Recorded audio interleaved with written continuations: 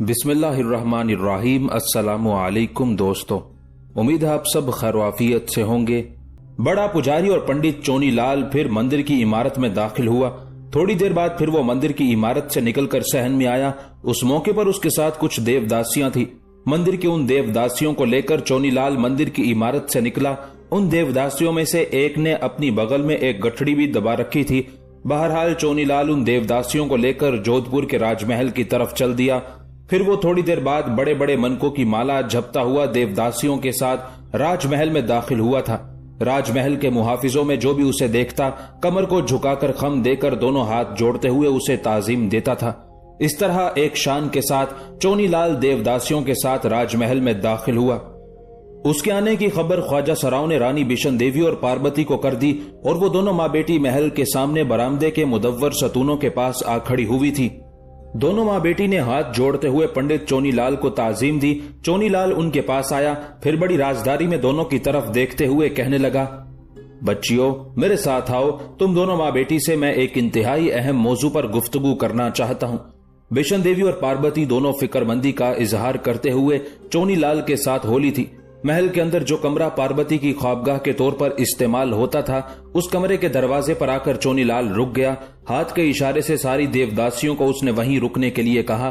खुद बिशन देवी और पार्वती के साथ उस कमरे में दाखिल हुआ।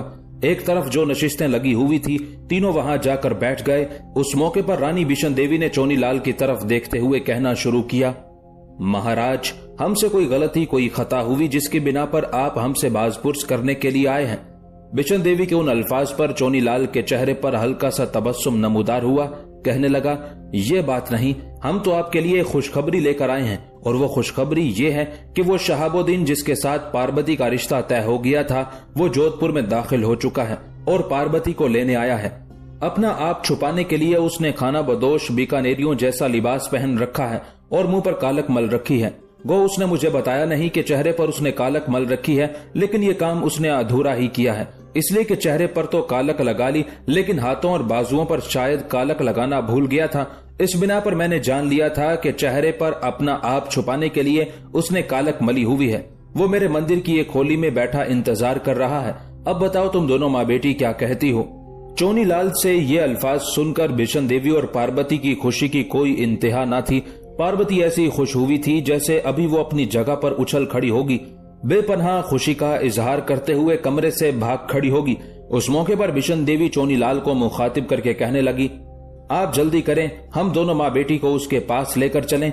मैं चाहती हूँ कि वो किसी न किसी तरीके से फौरन, अगर हम दोनों को नहीं तो कम से कम मेरी बेटी पार्वती को यहाँ से लेकर चला जाए। जवाब में चोनी लाल ने कुछ सोचा, फिर कहने लगा, जल्दबाजी से काम ना लो, जल्दबाजी से काम उलट हो जाता है। बिशन देवी, तुम महल के अंदर ही रहो। तुम भी महल से बाहर निकलोगी तो साजिश का पता चल जाएगा और मुझे साजिश का सरगना करार देकर काबिले गिरफ्त समझ लिया जाएगा। मैं देवदासियों को अपने साथ इसलिए लेकर आया हूँ कि इन देवदासियों के साथ मैं पार्वती को अपने साथ राजमहल से निकाल ले जाऊंगा। मैं देवदासियों का एक फालतू लिबास भी साथ लेकर आया हूँ। मैं चाहता हूँ वो लिबास पार्वती पहन ले। जरूरत का जो भी सामान वो अपने साथ ले जाना चाहती है उसकी गठड़ी बना ले और फिर इन्हीं देवदासियों के साथ मैं उसे राजमहल से निकाल कर ले जाता हूँ। ये शाम तक उस खोली में शहाबुद्दीन के साथ रहेगी, इसलिए कि शहाबुद्दीन खाना बदोश बीकानेरियों के लिबास में जोधपुर में दाखिल हुआ है। उसने कहीं शहर से बाहर सराय में कयाम कर रखा है। शाम को बीकानेरी कामकाज करने के बाद शहर से बाहर निकलते हैं और दोनों उन्हीं के साथ शहर से बाहर निकलेंगे। शहाबुद्दीन उसे सराय में ले जाएगा और सराय में जाकर वो दोनों वहां से कूच कर जाएंगे। बिशन देवी, आपका काम यह होगा कि रात बिल्कुल आराम और सुकून से गुजारना। सुबह जब काफी दिन चढ़ाए तब राजमहल के अंदर शोर करना शुरू कर देना कि राजकुमारी पार्वती कहाँ चली गई है। पहले उसे जोर जोर से आवाजें देना, पुकारना। जब ये ना मिले तो राजमहल के मुख्तलिफ मुहाफिजों को इधर उधर भिजवाना। किसी को राज मंदिर भिजवा देना, किसी को दूसरी जगहों की तरफ रवाना करना और सबको हुक्म देना कि राजकुमारी पार्वती को तलाश करें। मुझे उम्मीद है कि इतनी देर तक शहाबुद्दीन और पार्वती इस कदर लंबी मुसाफत तय कर चुके होंगे कि अगर कोई उनके ताक़ुब में निकले तो उन्हें नहीं बल्कि उनकी गर्द को भी ना पा सके। अब बोलो तुम दोनों माँ बेटी क्या कहती हो।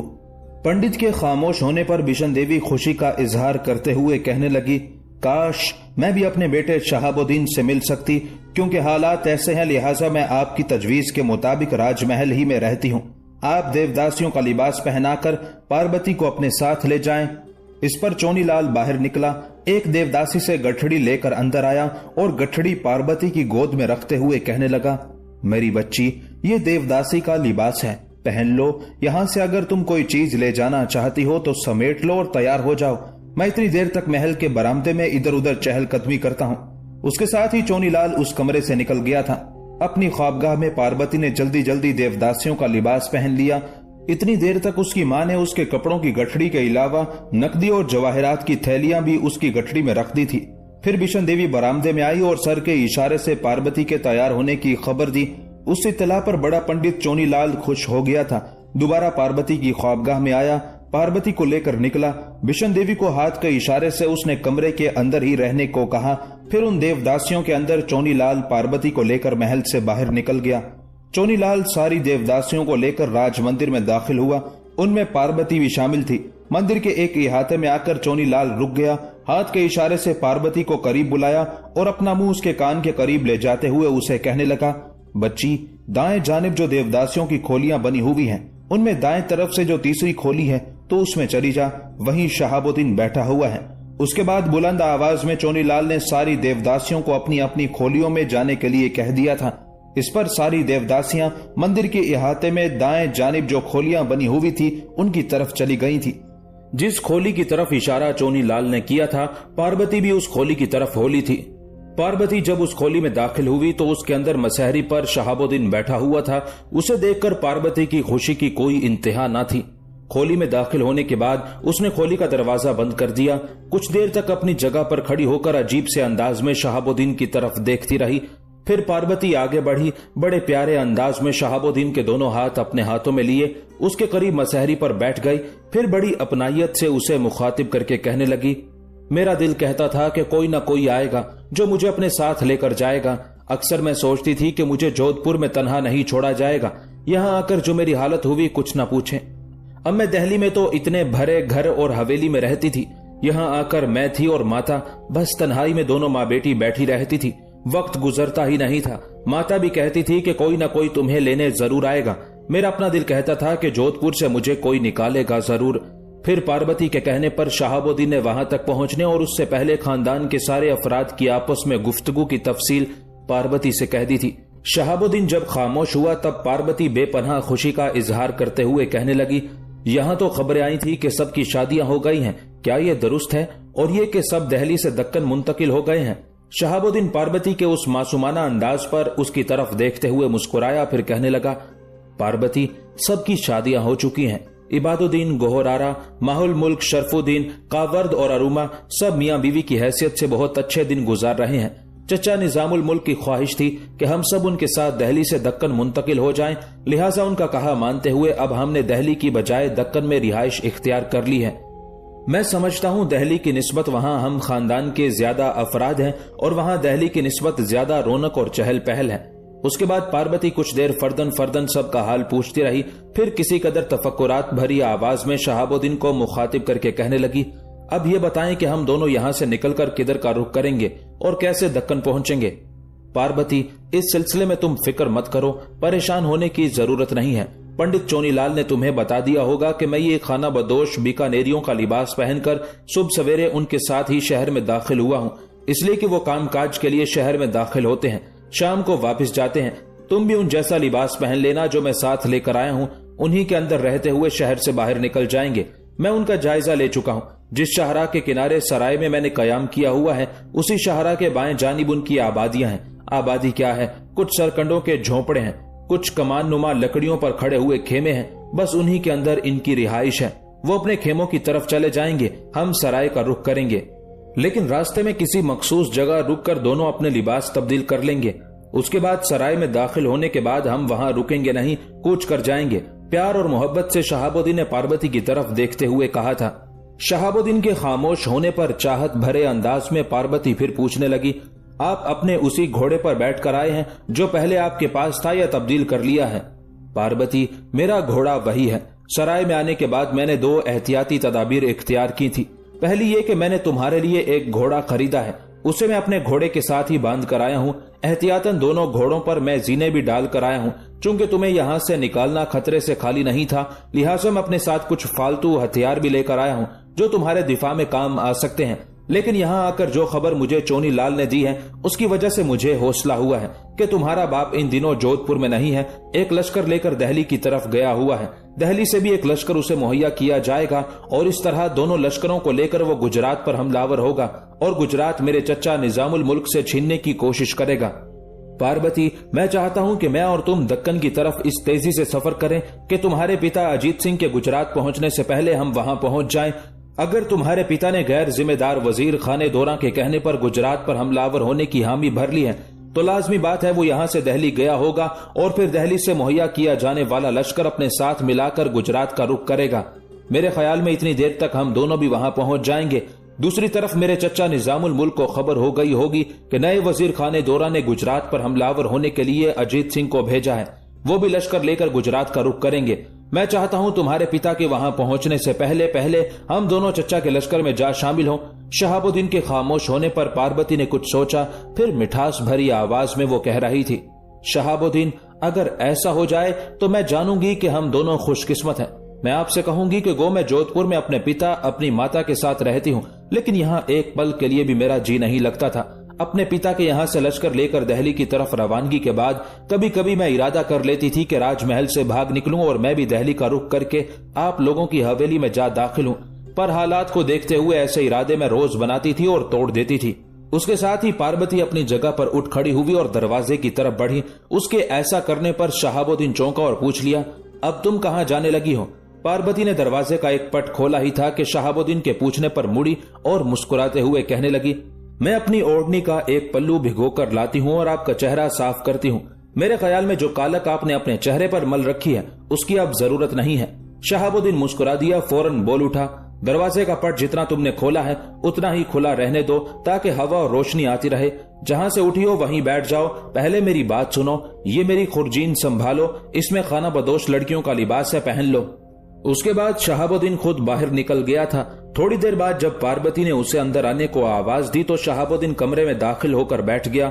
पार्वती शहाबुद्दीन के पहलू में दोबारा जा बैठी, फिर गौर से उसकी तरफ देखते हुए कहने लगी, कहें आप क्या कहते हैं? आपने मुझे ओढ़नी का पल्लू भिगोकर लाने से क्यों रोका?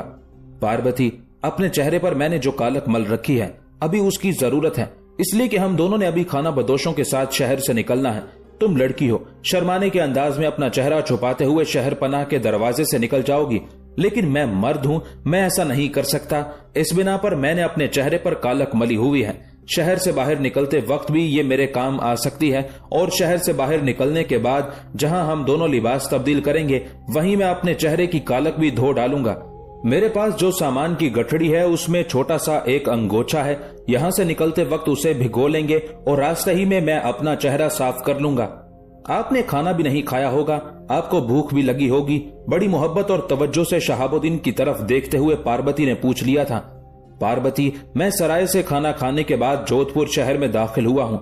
हाँ, यहाँ से निकलने के बाद हमें अपने खाने का एहतमाम करना होगा। इसके लिए हम दोनों के सामने दो सूरतें होंगी। पहली ये कि सराय में दाखिल होकर कुछ देर रुककर खाना खा लें और फिर कूच कर जाएं, या खाना वहां से ले लें और रास्ते में किसी महफूज जगह खाना खाकर अपना सफर शुरू कर दें। बल्कि मैं समझता हूं कि हमें सराय से अपने लिए मजीद ज्यादा राह का एहतमाम करना होगा, शहाबुद्दीन ने सोचते हुए कहा था। शहाबुद्दीन, हम दोनों सराय से खाना हासिल नहीं करेंगे। मेरे ख्याल में मैं यहाँ से निकलकर पंडित चोनी लाल के पास जाती हूँ और उसे पैगाम देती हूँ कि वो किसी को राजमहल में भिजवाए और वहां से हम दोनों के लिए शाम के खाने के अलावा ज्यादा राह का भी एहतमाम कर दे। इसलिए कि यहाँ तक कहते कहते पार्वती को रुक जाना पड़ा था, इसलिए कि उसी लम्हे खोली के दरवाजे पर किसी ने दस्तक दी थी। दस्तक सुनकर दोनों फिक्रमंदी से एक दूसरे की तरफ देखने लगे थे। यहाँ तक कि बाहर से आवाज सुनाई दी, बच्चों, मैं चोनी लाल हूँ। ये आवाज सुनकर दोनों अपनी जगह पर उठ खड़े हुए। फिर चोनी लाल खोली के पट खोलकर अंदर दाखिल हुआ। दोनों की तरफ देखते हुए कहने लगा, बैठ जाओ, तुम्हें खड़ा होने की जरूरत नहीं है। मैं तुम दोनों से ये कहने आया हूँ कि थोड़ी देर तक मैं तुम दोनों के लिए खाने का एहतमाम करता हूँ और साथ ही तुम दोनों के लिए ज्यादा राह का भी बंदोबस्त हो जाएगा। पंडित चोनीलाल के ये अल्फाज सुनकर जहां शहाबुद्दीन खुश था वहां पार्वती की भी खुशी की कोई इंतहा न थी, फूल की तरह खिल गई थी। फिर पंडित की तरफ देखते हुए कहने लगी, पंडित जी, आपने गोया हम दोनों के दिल की बात जान ली है। आपकी आमद से पहले हम दोनों इसी मौजू पर गुफ्तगू कर रहे थे कि हमें शाम का खाना कहाँ खाना चाहिए और ज़ादे राह का क्या बंदोबस्त करना चाहिए। जवाब में चोनी लाल मुस्कुराया और मुड़ते हुए बोला, तुम बैठ जाओ, सपहर हो चुकी है, मैं तुम्हारे खाने का एहतमाम करता हूँ। ज़ादे राह का भी सारा इंतजाम हो जाएगा, फिक्रमंद होने की जरूरत नहीं है। उसके साथ ही चोनी लाल वहां से निकल गया था।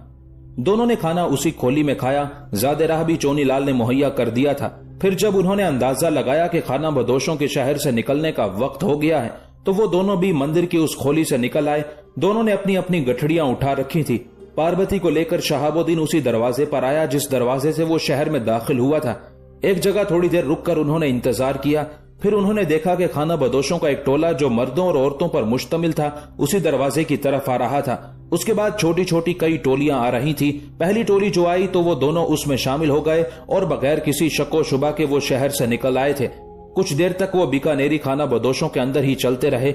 जब कुछ आगे जाकर वो खाना बदोश मुख्तलिफ टोलियों में बाएं जानिब मुड़ने लगे, तब शहाबुद्दीन और पार्वती आगे बढ़े। सूरज दूर मगरिब में अब गरूब हो रहा था। फिजाओं के अंदर अंधेरे रोशनी को निगलते हुए चारों तरफ अपनी रिदा फैलाने की कोशिश करने लगे थे। थोड़ा सा आगे जाकर शहाबुद्दीन एक जगह रुक गया। दाएं जानिब झाड़ियों और सरकंडों का एक झुंड था। उसकी तरफ देखते हुए पार्वती को मुखातिब करके कहने लगा, पार्वती, हम दोनों को बीकानेरी खाना बदोशों के लिबास में सराय में दाखिल नहीं होना चाहिए। सराय के लोग वैसे भी मुझे पहचानते हैं, इसलिए कि मैं गुज़िश्ता दिन से वहां कायम किए हुए हूं। मैं चाहता हूं कि ये झाड़ियों और सरकंडों का जो झुंड है उसकी तरफ जाएं, वहां अपना लिबास तब्दील करके फिर सराय का रुख करें। साथ ही शहाबुद्दीन अंगोछे से चेहरा भी साफ करने लगा था। शहाबुद्दीन के उन अल्फाज के जवाब में हाथ आगे बढ़ाकर बड़े प्यारे अंदाज में पार्वती ने उसका हाथ थाम लिया। फिर कहने लगी, अगर ये बात है तो फिर यहाँ खड़े होकर सोचने की क्या बात है, आए झुंड की तरफ चलते हैं। उसके साथ ही दोनों झाड़ियों और सरकंडों के झुंड की तरफ हो लिए। एक जगह शहाबुद्दीन रुक गया। फिर पार्वती को मुखातिब करके कहने लगा, पार्वती, ये जो सामने वाले 3-4 सरकंडों के पौधे हैं, इनके पीछे जाकर तुम लिबास तब्दील कर लो और मैं यहाँ लिबास तब्दील कर लेता हूँ। पार्वती ने अपनी गठड़ी उठाई और उस झुंड की तरफ चली गई। जब वो लिबास तब्दील करके शहाबुद्दीन के पास आई तो उस वक्त तक शहाबुद्दीन अपना लिबास तब्दील कर चुका था। उसके पास जो अपने कपड़ों और दूसरी अशिया की गठड़ी उठाई हुई थी वो शहाबुद्दीन ने ले ली। कहने लगा, ये मुझे दो, मैं इसे अपनी खुरजीन में डाल लेता हूँ। ज़ादे राह और मेरे कपड़े भी खुरजीन में हैं, इस तरह एक ही गठड़ी हो जाएगी। ये गठड़ी उठाकर तुम सराय में दाखिल होते वक्त अच्छी नहीं लगोगी। खुशी का इजहार करते हुए और मुस्कुराते हुए पार्वती ने उसकी तरफ देखा। चुपचाप गठड़ी उसे थमा दी। उसकी गठड़ी भी शहाबुद्दीन ने अपनी चर्मी खुरजीन में डाल ली। खुरजीन को उसने कंधे से लटकाया। फिर उस शाहराह पर दोनों आए जो सराय की तरफ जाती थी। फिर तेज तेज कदम उठाते हुए वो सराय की तरफ बढ़े थे। जब वो सराय के पास पहुंचे तो उस वक्त तक तारीकी गहरी हो चुकी थी। घरों के अंदर चराग और सराय के अंदर मशालें रोशन हो चुकी थी। दोनों सराय में दाखिल हुए। उस वक्त सराय के सामने गोल सतूनों वाला जो लंबा बरामदा था और जहां जगह जगह मशालें जल रही थी, उन्होंने बरामदे के अलावा सराय के सहन को भी रोशन कर रखा था। वहां कुछ नौजवान खड़े किसी मौजू पर गुफ्तगू करते हुए कह कहे लगा रहे थे। शहाबुद्दीन जब पार्वती के साथ सराय में दाखिल हुआ तो वो सब उन दोनों को बड़े गौर से देखने लगे थे। उस मौके पर एक अपने साथियों को मुखातिब करके कहने लगा, ये जो नौजवान सराय में दाखिल हुआ है, ये गुज़िश्ता दिन यहाँ आया था। इसने अकेले सराय में कयाम किया हुआ है। ये आज किसी लड़की को पकड़कर कहां से लेकर आया है। इतनी देर तक शहाबुद्दीन और पार्वती दोनों मशालों की तेज रोशनी में से गुजरते हुए आगे बढ़े थे।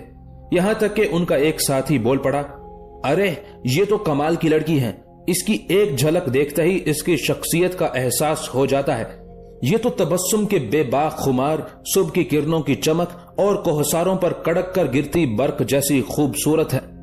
गो इसने अपने चेहरे पर नकाब डाल रखा है, लेकिन जिस वक्त ये मशालों की तेज रोशनी में हमारे पास से गुजरी तो नकाब के अंदर भी मैंने इसके गुलाबी लब और मुस्कुराते हुए आरिज देखे हैं। मैं तुम्हें यकीन दिलाता हूँ कि ये नौजवान इस लड़की को कहीं से बहका कर लाया है, पर लड़की कमाल की है। पता करना चाहिए कि इस लड़की को कहां से लाया है। ये तो हम सब जानते हैं कि इसने गुज़िश्ता दिन भी सराय में कयाम किया है। ये इतनी खूबसूरत लड़की कहां से पकड़ कर ले आया है।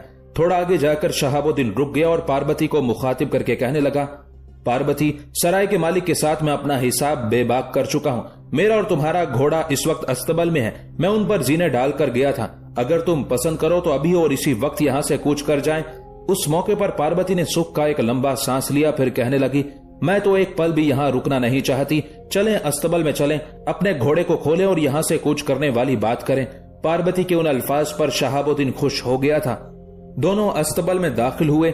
एक तरफ लकड़ी की नांद में जो पानी भरा हुआ था उसमें से शहाबुद्दीन ने अपना मुंह धोया, अंगोछे से अपना चेहरा साफ कर लिया। फिर दोनों अपने घोड़ों की तरफ बढ़े। जो नौजवान उन्हें बड़े गौर से देख रहे थे, उस मौके पर उनमें से एक अपने बाकी साथियों को हैरत से मुखातिब करके कहने लगा, अरे ये तो ऊपर की मंजिल में एक कमरे में कयाम किए हुए हैं, लड़की को अस्तबल में क्यों लेकर गया है? आओ पता करते हैं कि क्या मामला है। इस पर एक और अपने बाकी साथियों को मुखातिब करके कहने लगा, देखो, सबका अस्तबल में जाना मुनासिब नहीं है। हो सकता है इस तरह वो बुरा माने और सराय के अंदर एक हंगामा खड़ा हो जाए। अगर ऐसा हुआ तो याद रखना, सराय का मालिक और उसके सारे कारिंदे इन दोनों का साथ देंगे और हमारे खिलाफ हो जाएंगे कि हमने सराय के अंदर हलचल बर्पा करके सराय के कारोबार को नुकसान पहुंचाने की कोशिश की है। उन अल्फाज के जवाब में उनमें से जो अपने आप को ज्यादा मनचला, जोरावर और बदमाश समझता था, वो दूसरों को मुखातिब करके कहने लगा, तुम सब यहीं रुको, मैं अकेला अस्तबल की तरफ जाता हूं और देखता हूं कि क्या मामला है, क्या असलियत है। सब ने उसे इत्तेफाक किया, लिहाजा वो तेज तेज कदम उठाता हुआ अस्तबल की तरफ बढ़ा था। अस्तबल में दाखिल होने के बाद शहाबुद्दीन ने पहले अपने घोड़े को दहाना चढ़ाया, कंधे पर लटकती हुई खुरजीन जीन के साथ बांध दी। फिर जब वो उस घोड़े को दहाना चढ़ा रहा था जो उसने पार्वती के लिए हासिल किया था, तो वो ओबाश अस्तबल में दाखिल हुआ, दोनों के करीब आया। उसे देखते ही पार्वती आने वाले की तरफ पुश्त करके खड़ी हो गई थी। खौफ और डर के मारे कांपने भी लगी थी। करीब आकर उसने शहाबुद्दीन को मुखातिब किया, ये लड़की तुम कहां से लेकर आए हो? शहाबुद्दीन घोड़े को दहाना चढ़ाने के बाद फारिग हुआ। उसके बाद उसकी तरफ देखा, फिर खफगी का इजहार करते हुए कहने लगा, क्या तुम लोगों की कोई लड़की गुम हो गई है जो उसको तलाश करते फिरते हो और तुम्हें शक हो गया है कि ये लड़की वो है जिसकी तुम्हें तलाश है? तमीज से बात करो, तुम्हारी ये गुफ्तगू तुम्हें तुम्हारी सलामती, तुम्हारी जान से महरूम कर सकती है। वो ओबाश भूखे भेड़िए की तरह गुर्राया था। शहाबुद्दीन ने गौर से उसकी तरफ देखा, फिर धीमे लहजे में कहने लगा, देखो, मैं खुद एक गिरेबान चाक मुसाफिर हूं, मेरे साथ उलझकर अपने आप को मौत व हयात की कशाकश में ना डालो। तेरे जैसे मुसाफिर की ऐसी तैसी, हमसे उलझोगे, हमसे टकराओगे तो याद रखना, मौत के सायों, कजा के रोग का शिकार होकर रह जाओगे। वो ओबाश आखिरी शब में गरजते रात की तरह बोला था। शहाबुद्दीन कुछ देर तक बड़े गौर से उसकी तरफ देखता रहा, होंठों पर जबान फेरी। उसके बाद समझाने के अंदाज में कहना शुरू किया, मैं इसी सराय में कयाम किए हुए था, अब कूच करना चाहता हूँ, मेरे साथ उलझो नहीं। देखो, मैं खुद अजाबों का मुसाफिर हूँ, तुम लोग मुझे और क्या अजियत दोगे? एक बात याद रखना, अगर मेरी राह का कांटा बनने की कोशिश करोगे तो पहले से मैं तुम्हें तनबीह कर देता हूँ, अपने मुकद्दर को महरूमी का लिबास और मौत का सकूत पहनाते चले जाओगे। ये तो वक्त बताएगा कि हम मौत का लिबास पहनते हैं या कोई तुम्हें बेमुंदमिल रोग मिलता है। मैंने तो तुमसे ये पूछा है कि लड़की तुम कहां से लाए हो, ये लड़की कौन है? इसके अलावा मैं तुमसे कुछ नहीं जानना चाहता। ये तो मैं पहले से जानता हूं कि तुमने इस सराय में कयाम कर रखा है। इस बार शहाबुद्दीन ने खा जाने वाले अंदाज में उसकी तरफ देखा, फिर पहले की निस्बत खोलती हुई आवाज सुनाई थी, जो सवाल तुमने किया है इसका जवाब मेरे पास ये है कि ये लड़की मेरी बीवी है। अब बोलो मजीद तुम क्या चाहते हो? अगर ये लड़की तुम्हारी बीवी है तो जिस वक्त तुम सराय में कयाम करने के लिए आए थे उस वक्त ये तुम्हारे साथ क्यों ना थी? अगर ये यहीं की रहने वाली है और तुम इसे कहीं से लेने के लिए आए हो तो फिर तुम्हारा इस सराय में कयाम करने का क्या मकसद है? देखो, सच बताओ, मामला क्या है? क्या तुम मेरे मोहतसिब लगे हुए हो? क्या मैं तुम्हारे सामने जवाबदेह हूं और तुम्हें बताता फिरूं कि ये लड़की कौन है? मैंने तुमसे कह दिया है कि ये मेरी बीवी है। अब मेरे साथ इस मौजू पर मजीद गुफ्तगू ना करना। खोलते हुए लहजे में शहाबुद्दीन ने उसे जवाब दिया था, ये तो तुम्हें बताना होगा कि इस लड़की की असलियत क्या है और इसे कहां से लाए हो। वो फिर जिद पर उतर आया था, क्या तुम मेरी जात के कोतवाल लगे हुए हो? पहले से भी ज्यादा गुस्सीले अल्फाज में शहाबुद्दीन ने जवाब दिया था। हाँ, यूं ही समझ लो, वो ओबाश कंधे उचकाते हुए कह उठा था। शहाबुद्दीन की हालत शायद नाकाबिले बर्दाश्त हो गई थी। वो एकदम हरकत में आया, अपना दायां हाथ उसकी पेटी में डाला और एक ही हाथ से उसे ऊपर उठाते हुए फिजा में मुअल्लक कर दिया। फिर उसे अस्तबल की पुख्ता नांद पर बुरी तरह पटक दिया था। नांद से टकराने के बाद वो बुरी तरह कराह उठा था। इस पर शहाबुद्दीन आगे बढ़ा, दो जोरदार ऐसे घूंसे उसे मारे कि वो घूंसे खाने के बाद बेसुध सा हो गया था। करीब ही घोड़ों की कुछ लगामें पड़ी हुई थी। शहाबुद्दीन ने उनमें से दो लगामें उठाई। एक लगाम से उसके दोनों हाथ पुश्त पर बांधे, दूसरी से दोनों पांव जकड़ दिए, फिर उसे उठाकर अस्तबल की लंबी नांद में डाल दिया था। जब तक शहाबुद्दीन ये कार्रवाई करता रहा, पार्वती सहमे सहमे से अंदाज में उसकी तरफ देखती रही। वो कांप भी रही थी और देखे भी जा रही थी। शहाबुद्दीन ने जब उसे नांद में फेंक दिया, तब भागते हुए पार्वती उसके पास आई, शहाबुद्दीन के दोनों हाथ थामे, फिर खौफ भरे अंदाज में कहने लगी, अब क्या होगा? इसके और बहुत से साथी भी बाहर खड़े थे, ये तो हमारे दर पे हो जाएंगे। शहाबुद्दीन ने पार्वती का गाल थपथपाया, फिर एक तरफ गया जहां चारे की बोरियां पड़ी हुई थी। उनके अंदर से उसने एक ढाल निकाली, फिर एक छोटी सी पेटी निकाली जिसके साथ तलवार और खंजर था। फिर वो पार्वती की तरफ आया, खंजर और तलवार की पेटी उसकी कमर के साथ बांध दी और ढाल को उसकी पीठ पर लटका दिया। जब तक वो ये काम करता रहा, पार्वती चुपचाप अपनी जगह पर खड़ी रही और फिक्रमंदी से उसकी तरफ देखती रही। फिर शहाबुद्दीन ने पार्वती को मुखातिब किया, अब दोनों अपने घोड़ों पर बैठें और यहाँ से कूच कर जाएं। मैं जानता हूँ जिसे मैंने मारकर नांद में डाला है, उसके साथी भी बाहर खड़े हुए हैं। अगर कोई मुझसे उलझने की कोशिश करे तो तुम मेरे पीछे रहने की कोशिश करना, अपनी पीठ टकराने वालों की तरफ रखना ताकि तुम्हें कोई नुकसान न पहुंचे। इसलिए मैंने तुम्हारी पीठ पर ढाल बांध दी है। मुझे उम्मीद है वो हमसे टकराएंगे नहीं। अब यहाँ से कूच करें। उसके साथ ही पार्वती जब अपने घोड़े की रिकाब में पांव जमाने लगी, तभी शहाबुद्दीन ने अपने दोनों हाथ उसकी बगलों में डाले और उसे उठाकर घोड़े पर बिठा दिया था। खुद दूसरे घोड़े पर सवार हो गया था। फिर दोनों आगे पीछे अस्तबल से निकले और सराय के सदर दरवाजे की तरफ बढ़े थे। जो ओबाश बरामदे के पास खड़े थे, उनमें से एक फिक्रमंदी का इजहार करते हुए कहने लगा, ये दोनों तो चल दिए हैं, मेरे ख्याल में कूच कर रहे हैं। हमारा साथी जो इनकी तरफ गया था, उसका क्या हुआ? आओ पहले अस्तबल में जाते हैं और देखते हैं हमारे साथी का क्या हुआ। एक ने मशवरा दिया था। उस मशवरे के मुताबिक वो सब अस्तबल की तरफ भागे थे।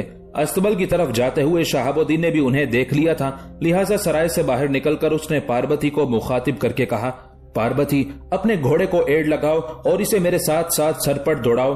पार्वती ने उस पर अमल किया। फिर दोनों अपने घोड़ों को सरपट दौड़ाने लगे थे। सारे ओबाश भागते हुए जब अस्तबल में दाखिल हुए तो दंग रह गए, इसलिए कि अस्तबल में कुछ घोड़े खड़े हुए थे। उनका साथी उन्हें कहीं दिखाई न दिया।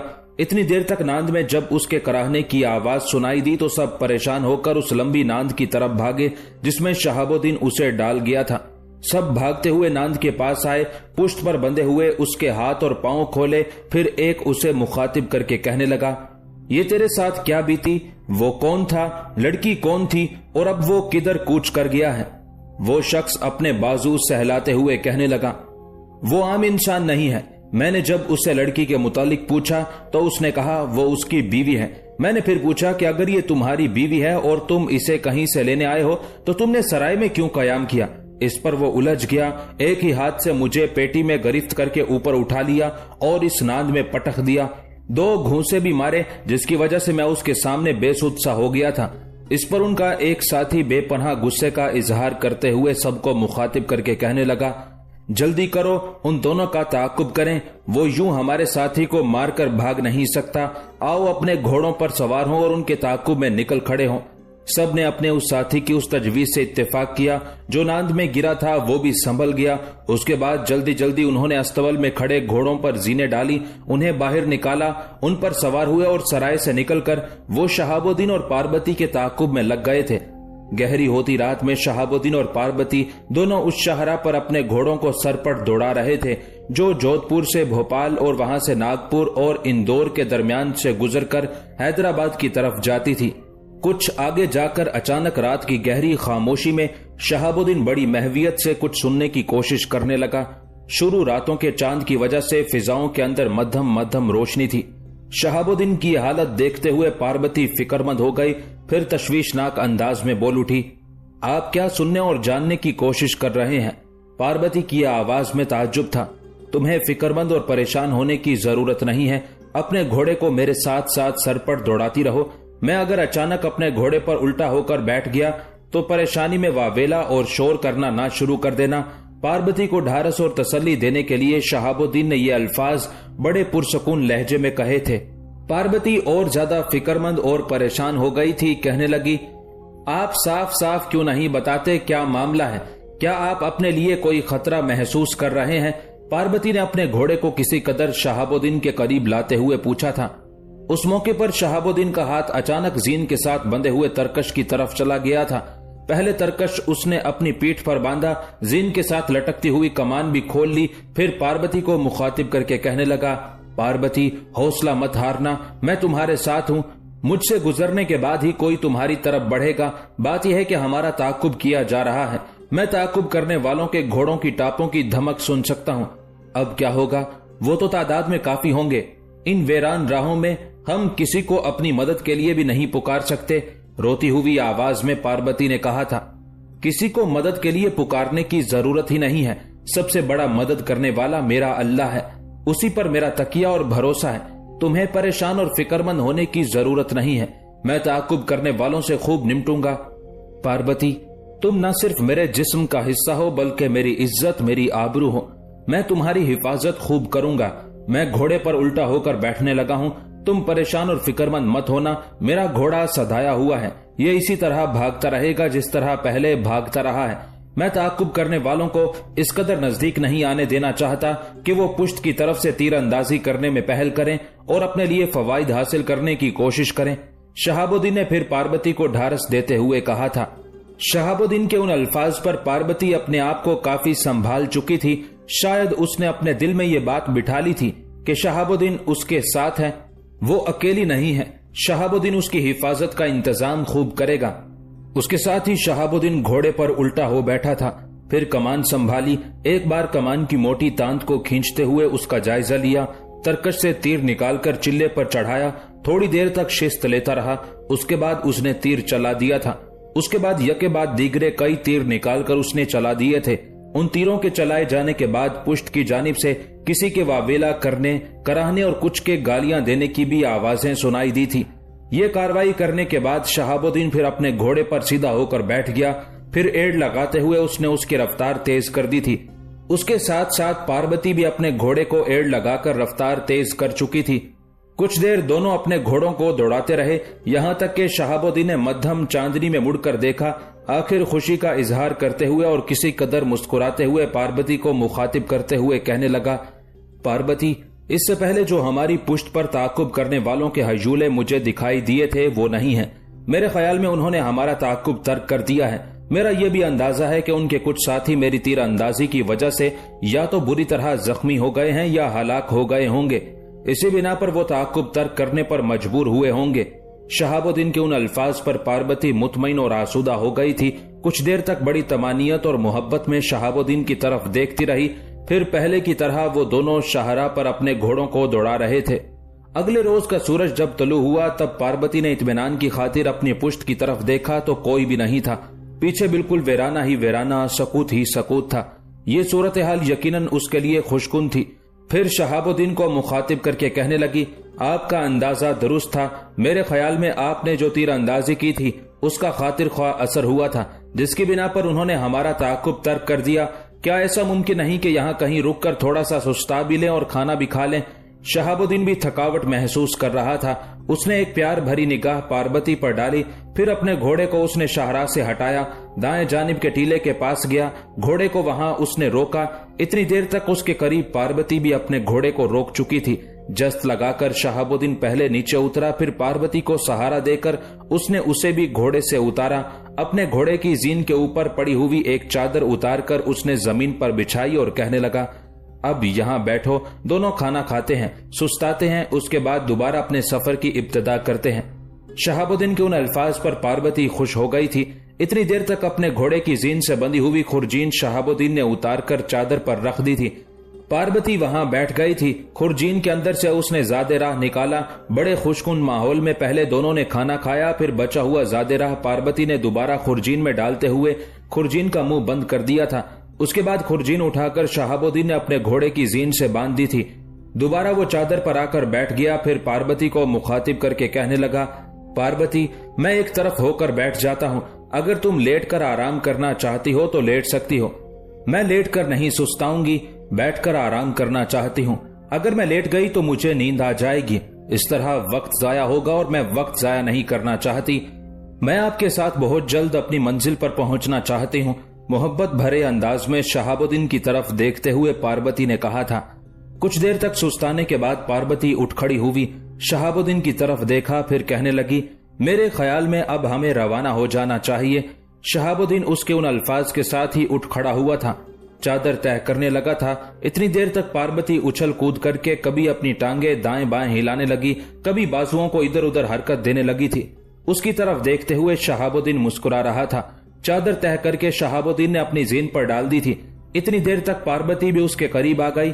पहले की तरह पार्वती को सहारा देकर उसने उसके घोड़े पर बिठाया, फिर खुद भी अपने घोड़े पर बैठा और दोनों शाहराह पर आए और पहले की तरह घोड़ों को एड़ लगाकर वो उन्हें भगाने लगे थे। उन्होंने थोड़ा सा ही फासला तय किया होगा कि दोनों चौंक उठे। जरा आगे 4 सवार उनकी राह रोके खड़े थे। वो ताकुब करने वाले ही थे और कोई मुख्तसर सा रास्ता इख्तियार करते हुए उनके सामने आ गए थे। पार्वती कुछ देर तक बड़े तशवीशनाक अंदाज में राह रोकने वालों की तरफ देखती रही। उसका रंग हल्दी हो गया था, चेहरे पर खौफ और तफक्कुरात की लहरें रक्स करने लगी थी। घोड़े की रफ्तार उसने कम कर दी थी। उस मौके पर शहाबुद्दीन बड़े गौर से उसकी तरफ देख रहा था।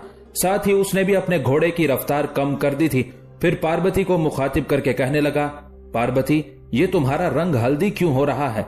मैं जानता हूं ये जो सवार सामने खड़े हैं ये राह रोकने वाले हैं। मेरे ख्याल में ये किसी मुख्तसर रास्ते से हमारी राह में आ गए हैं। ये ताकुब करने वाले ही हैं, पर फिक्र करने की क्या जरूरत है? ये सिर्फ 4 हैं। इन्हें तो मैं लम्हों के अंदर खंगाल कर रख दूंगा। इन चारों को देखते हुए तुम्हें परेशान और गमजदा होने की कोई जरूरत नहीं। आप किस किस्म की बातें कर रहे हैं? मैं फिक्रमंद और गमजदा ना हूं तो और क्या करूं? वो 4 हैं और हम 1.5, एक आप और आधी मैं। हम उनका मुकाबला कैसे कर पाएंगे? इस मौके पर अगर आपको कुछ हो गया तो यूं समझिए कि पार्वती गई। बड़े दुख और परेशानी का इजहार करते हुए पार्वती ने कहा था। शहाबुद्दीन मुस्कुरा दिया। पार्वती का शाना थपथपाया, फिर बोल उठा, पार्वती, किस किस्म की गुफ्तगू कर रही हो तुम? शहाबुद्दीन की साथी हो, उसकी मंगेतर, उसकी मंसूबा हो। हिम्मत से काम लो। तुम कुछ भी ना करना, एक तरफ हट कर खड़ी रहना, फिर देखना मैं इन 4 नामुरादों का इन वीरानों के अंदर क्या हशर नशर करता हूं। शहाबुद्दीन के उन अल्फाज पर पार्वती को कुछ हौसला हुआ। दोनों मजीद आगे बढ़े। उनके सामने जाकर उन्होंने अपने घोड़ों को रोक दिया था। यहां तक कि उन दोनों को मुखातिब करते हुए राह रोकने वालों में से एक बोल उठा था, तुम जिस कदर भागना चाहते थे भाग लिए। तुमने रास्ते में तीरंदाजी करके हमारे कुछ साथियों का खात्मा किया, लिहाजा अब तुम बच ना पाओगे। तुम अकेले हो, तुम्हारे साथ नाजुक सी लड़की है। हम जानते हैं कि इसके साथ तुम्हारा कोई रिश्ता नहीं, तुम इसे भगाकर कहीं ले जा रहे हो। लेकिन हम चारों जब दर्द की गहरी शुआओं, तबाही के बेरोग बगोलों और गम की अंधी यलगार की तरह तुम पर वारिद होंगे तो इन वीरानों में तुम्हारी लाश पर कोई नोहा करने वाला ना होगा। ये लड़की भी तुम्हें फरामोश कर चुकी होगी।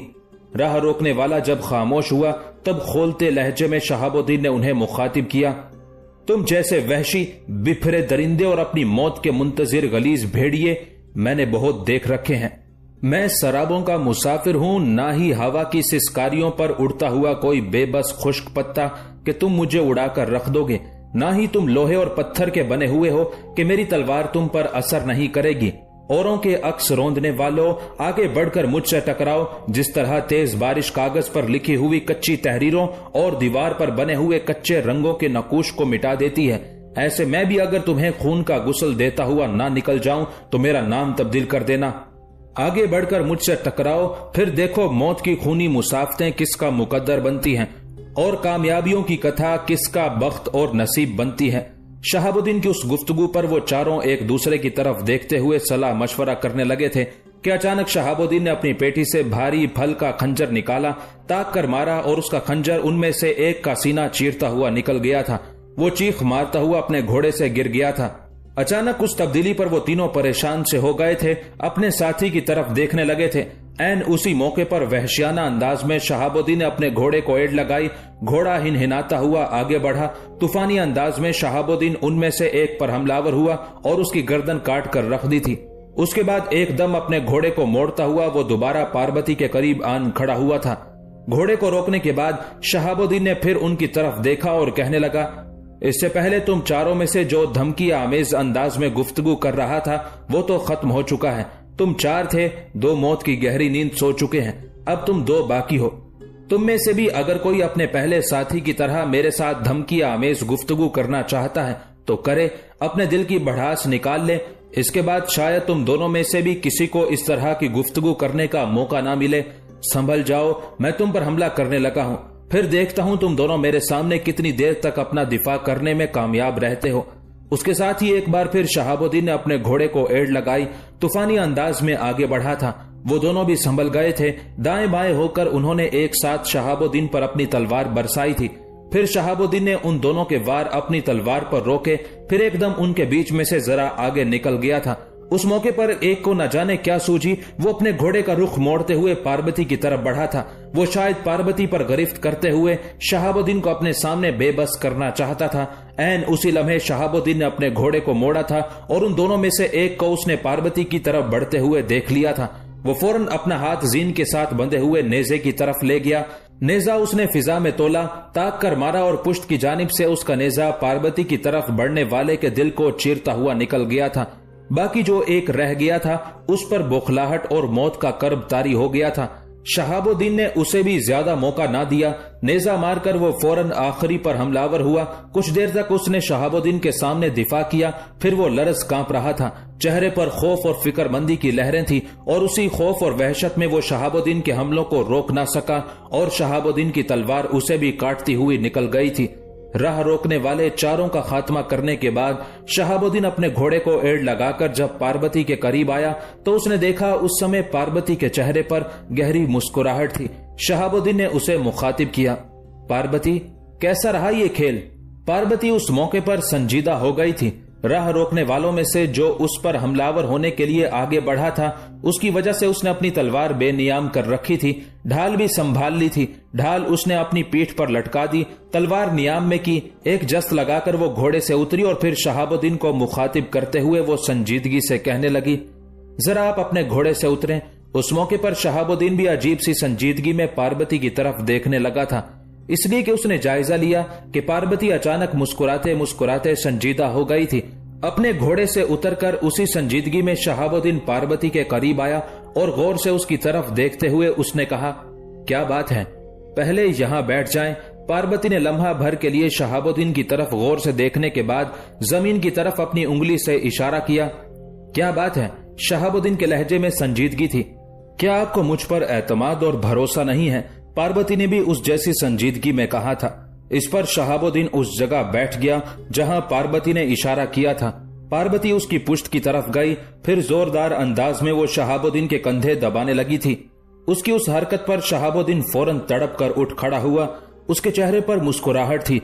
फिर प्यार भरे अंदाज में हल्की सी चपत उसने पार्वती के गाल पर लगाई, फिर कहने लगा, तो क्या सिर्फ इसी मकसद के लिए तुमने मुझे घोड़े से उतारा, यहाँ बैठने के लिए कहा कि तुम मेरे शाने दबाओ? शहाबुद्दीन को कहते कहते रुक जाना पड़ा, इसलिए कि पार्वती मुस्कुराते हुए बोल उठी थी, आप उठ क्यों गए? इस जगह बैठे जहां से उठे हैं, मैं थोड़ी देर आपको दबाती हूँ। जवाब में शहाबुद्दीन ने अपने दाएं हाथ की 5 उंगलियों से पार्वती का सर पकड़कर हिलाया, फिर कहने लगा, तुम किस किस्म की बातें कर रही हो? मैंने कौन सा किला फतह कर लिया, कौन सा बड़ा मार्का मार लिया है जो मैं थक गया हूँ और तुम मेरी थकावट का एहसास करते हुए मुझे दबाओगी? ये लम्हा भर का टकराव था जो तुम्हारी आंखों के सामने हुआ और खत्म हो गया। इसमें थकावट की कौन सी बात है?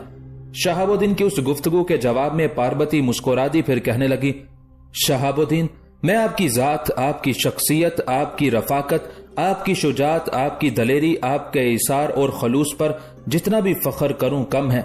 मैं समझती हूं कि ये मेरी खुशकिस्मती है कि मुझे आप जैसा जीवन साथी मिल रहा है। इसलिए कि पार्वती अपनी बात मुकम्मल ना कर सकी। आगे बढ़कर मुस्कुराते हुए शहाबुद्दीन ने उसके मुंह पर हाथ रख दिया, साथ ही कह उठा, पार्वती, तुम्हें मेरे लिए ऐसे अल्फाज अदा करने की जरूरत नहीं है। अब हमारे दरमियान एक रिश्ता है, उस रिश्ते के तहत तुम्हारी हर तरह से हिफाजत करना मेरा अव्वलीन फर्ज है। अगर रास्ते में इन्हीं जैसे कुछ और सरफिरों ने हमारी राह रोकी तो फिर क्या होगा? सोचों भरी आवाज में पार्वती ने अपने खदशात का इजहार किया था। शहाबुद्दीन ने आगे बढ़कर पार्वती का शाना थपथपाया और कहने लगा, पार्वती, तुम्हें इस सिलसिले में परेशान और फिक्रमंद होने की जरूरत नहीं है। मेरा दिल कहता है कि खुदावंदे कुद्दूस ने मेरे मुकद्दर में तुम्हारी रफाकत, तुम्हारा साथ लिख रखा है और उसी खुदावंदे कुद्दूस की नुसरत और हिमायत के बलबूते पर हम जोधपुर की हदूद से बाहिफाजत निकलकर अपने महफूज मकाम की तरफ चले जाएंगे। मेरे ख्याल में हम दोनों को यहाँ रुककर वक्त जाया नहीं करना चाहिए। अपने घोड़ों पर बैठें, दोबारा अपने सफर पर रवाना हो। पार्वती ने उससे इत्तेफाक किया, भागती हुई अपने घोड़े की तरफ बढ़ी। शहाबुद्दीन भी उसके साथ था। शहाबुद्दीन उसके घोड़े के करीब जा खड़ा हुआ। मुस्कुराते हुए पार्वती ने एक जस्त लगाई, अपना एक हाथ शहाबुद्दीन के कंधे पर रखा और अपने घोड़े की जीन पर हो बैठी थी। उसे बिठाने के बाद शहाबुद्दीन अपने घोड़े पर हो बैठा। दोनों ने अपने घोड़ों को एड़ लगाई। उस मौके पर पार्वती शहाबुद्दीन की तरफ देखते हुए कहने लगी, शायद आपको खबर हो चुकी होगी कि जोधपुर के राजा अजीत सिंह यानी मेरे बाप ने एक लश्कर के साथ गुजरात पर हमलावर होने की हामी भर ली थी। एक लश्कर उसकी मदद के लिए उसे दिल्ली से भी मिलना था। मेरे ख्याल में मेरा बाप दोनों लश्करों को लेकर गुजरात की तरफ रवाना हो चुका होगा। यकीनन उसका मुकाबला करने के लिए चचा निजामुल मुल्क भाई मीर मन्नू भी दक्कन से शुमाल का रुख किए हुए होंगे। हो सकता है इस मौके पर बाकी भाई भी लश्कर में शामिल हो और उनकी बीवियां भी उनके साथ हों। इसलिए मैं चाहती हूं कि पहले हैदराबाद का रुख करने की बजाय हम ये जानने की कोशिश करें कि हमारा लश्कर कहां है और उसमें हम शामिल हो जाएं और दोनों लश्करों के टकराव के दौरान किसी न किसी तरीके से मैं अपने बाप पर यह वाजे करूंगी कि मैं जोधपुर से निकलकर जहां आना चाहती थी वहां आ चुकी हूं।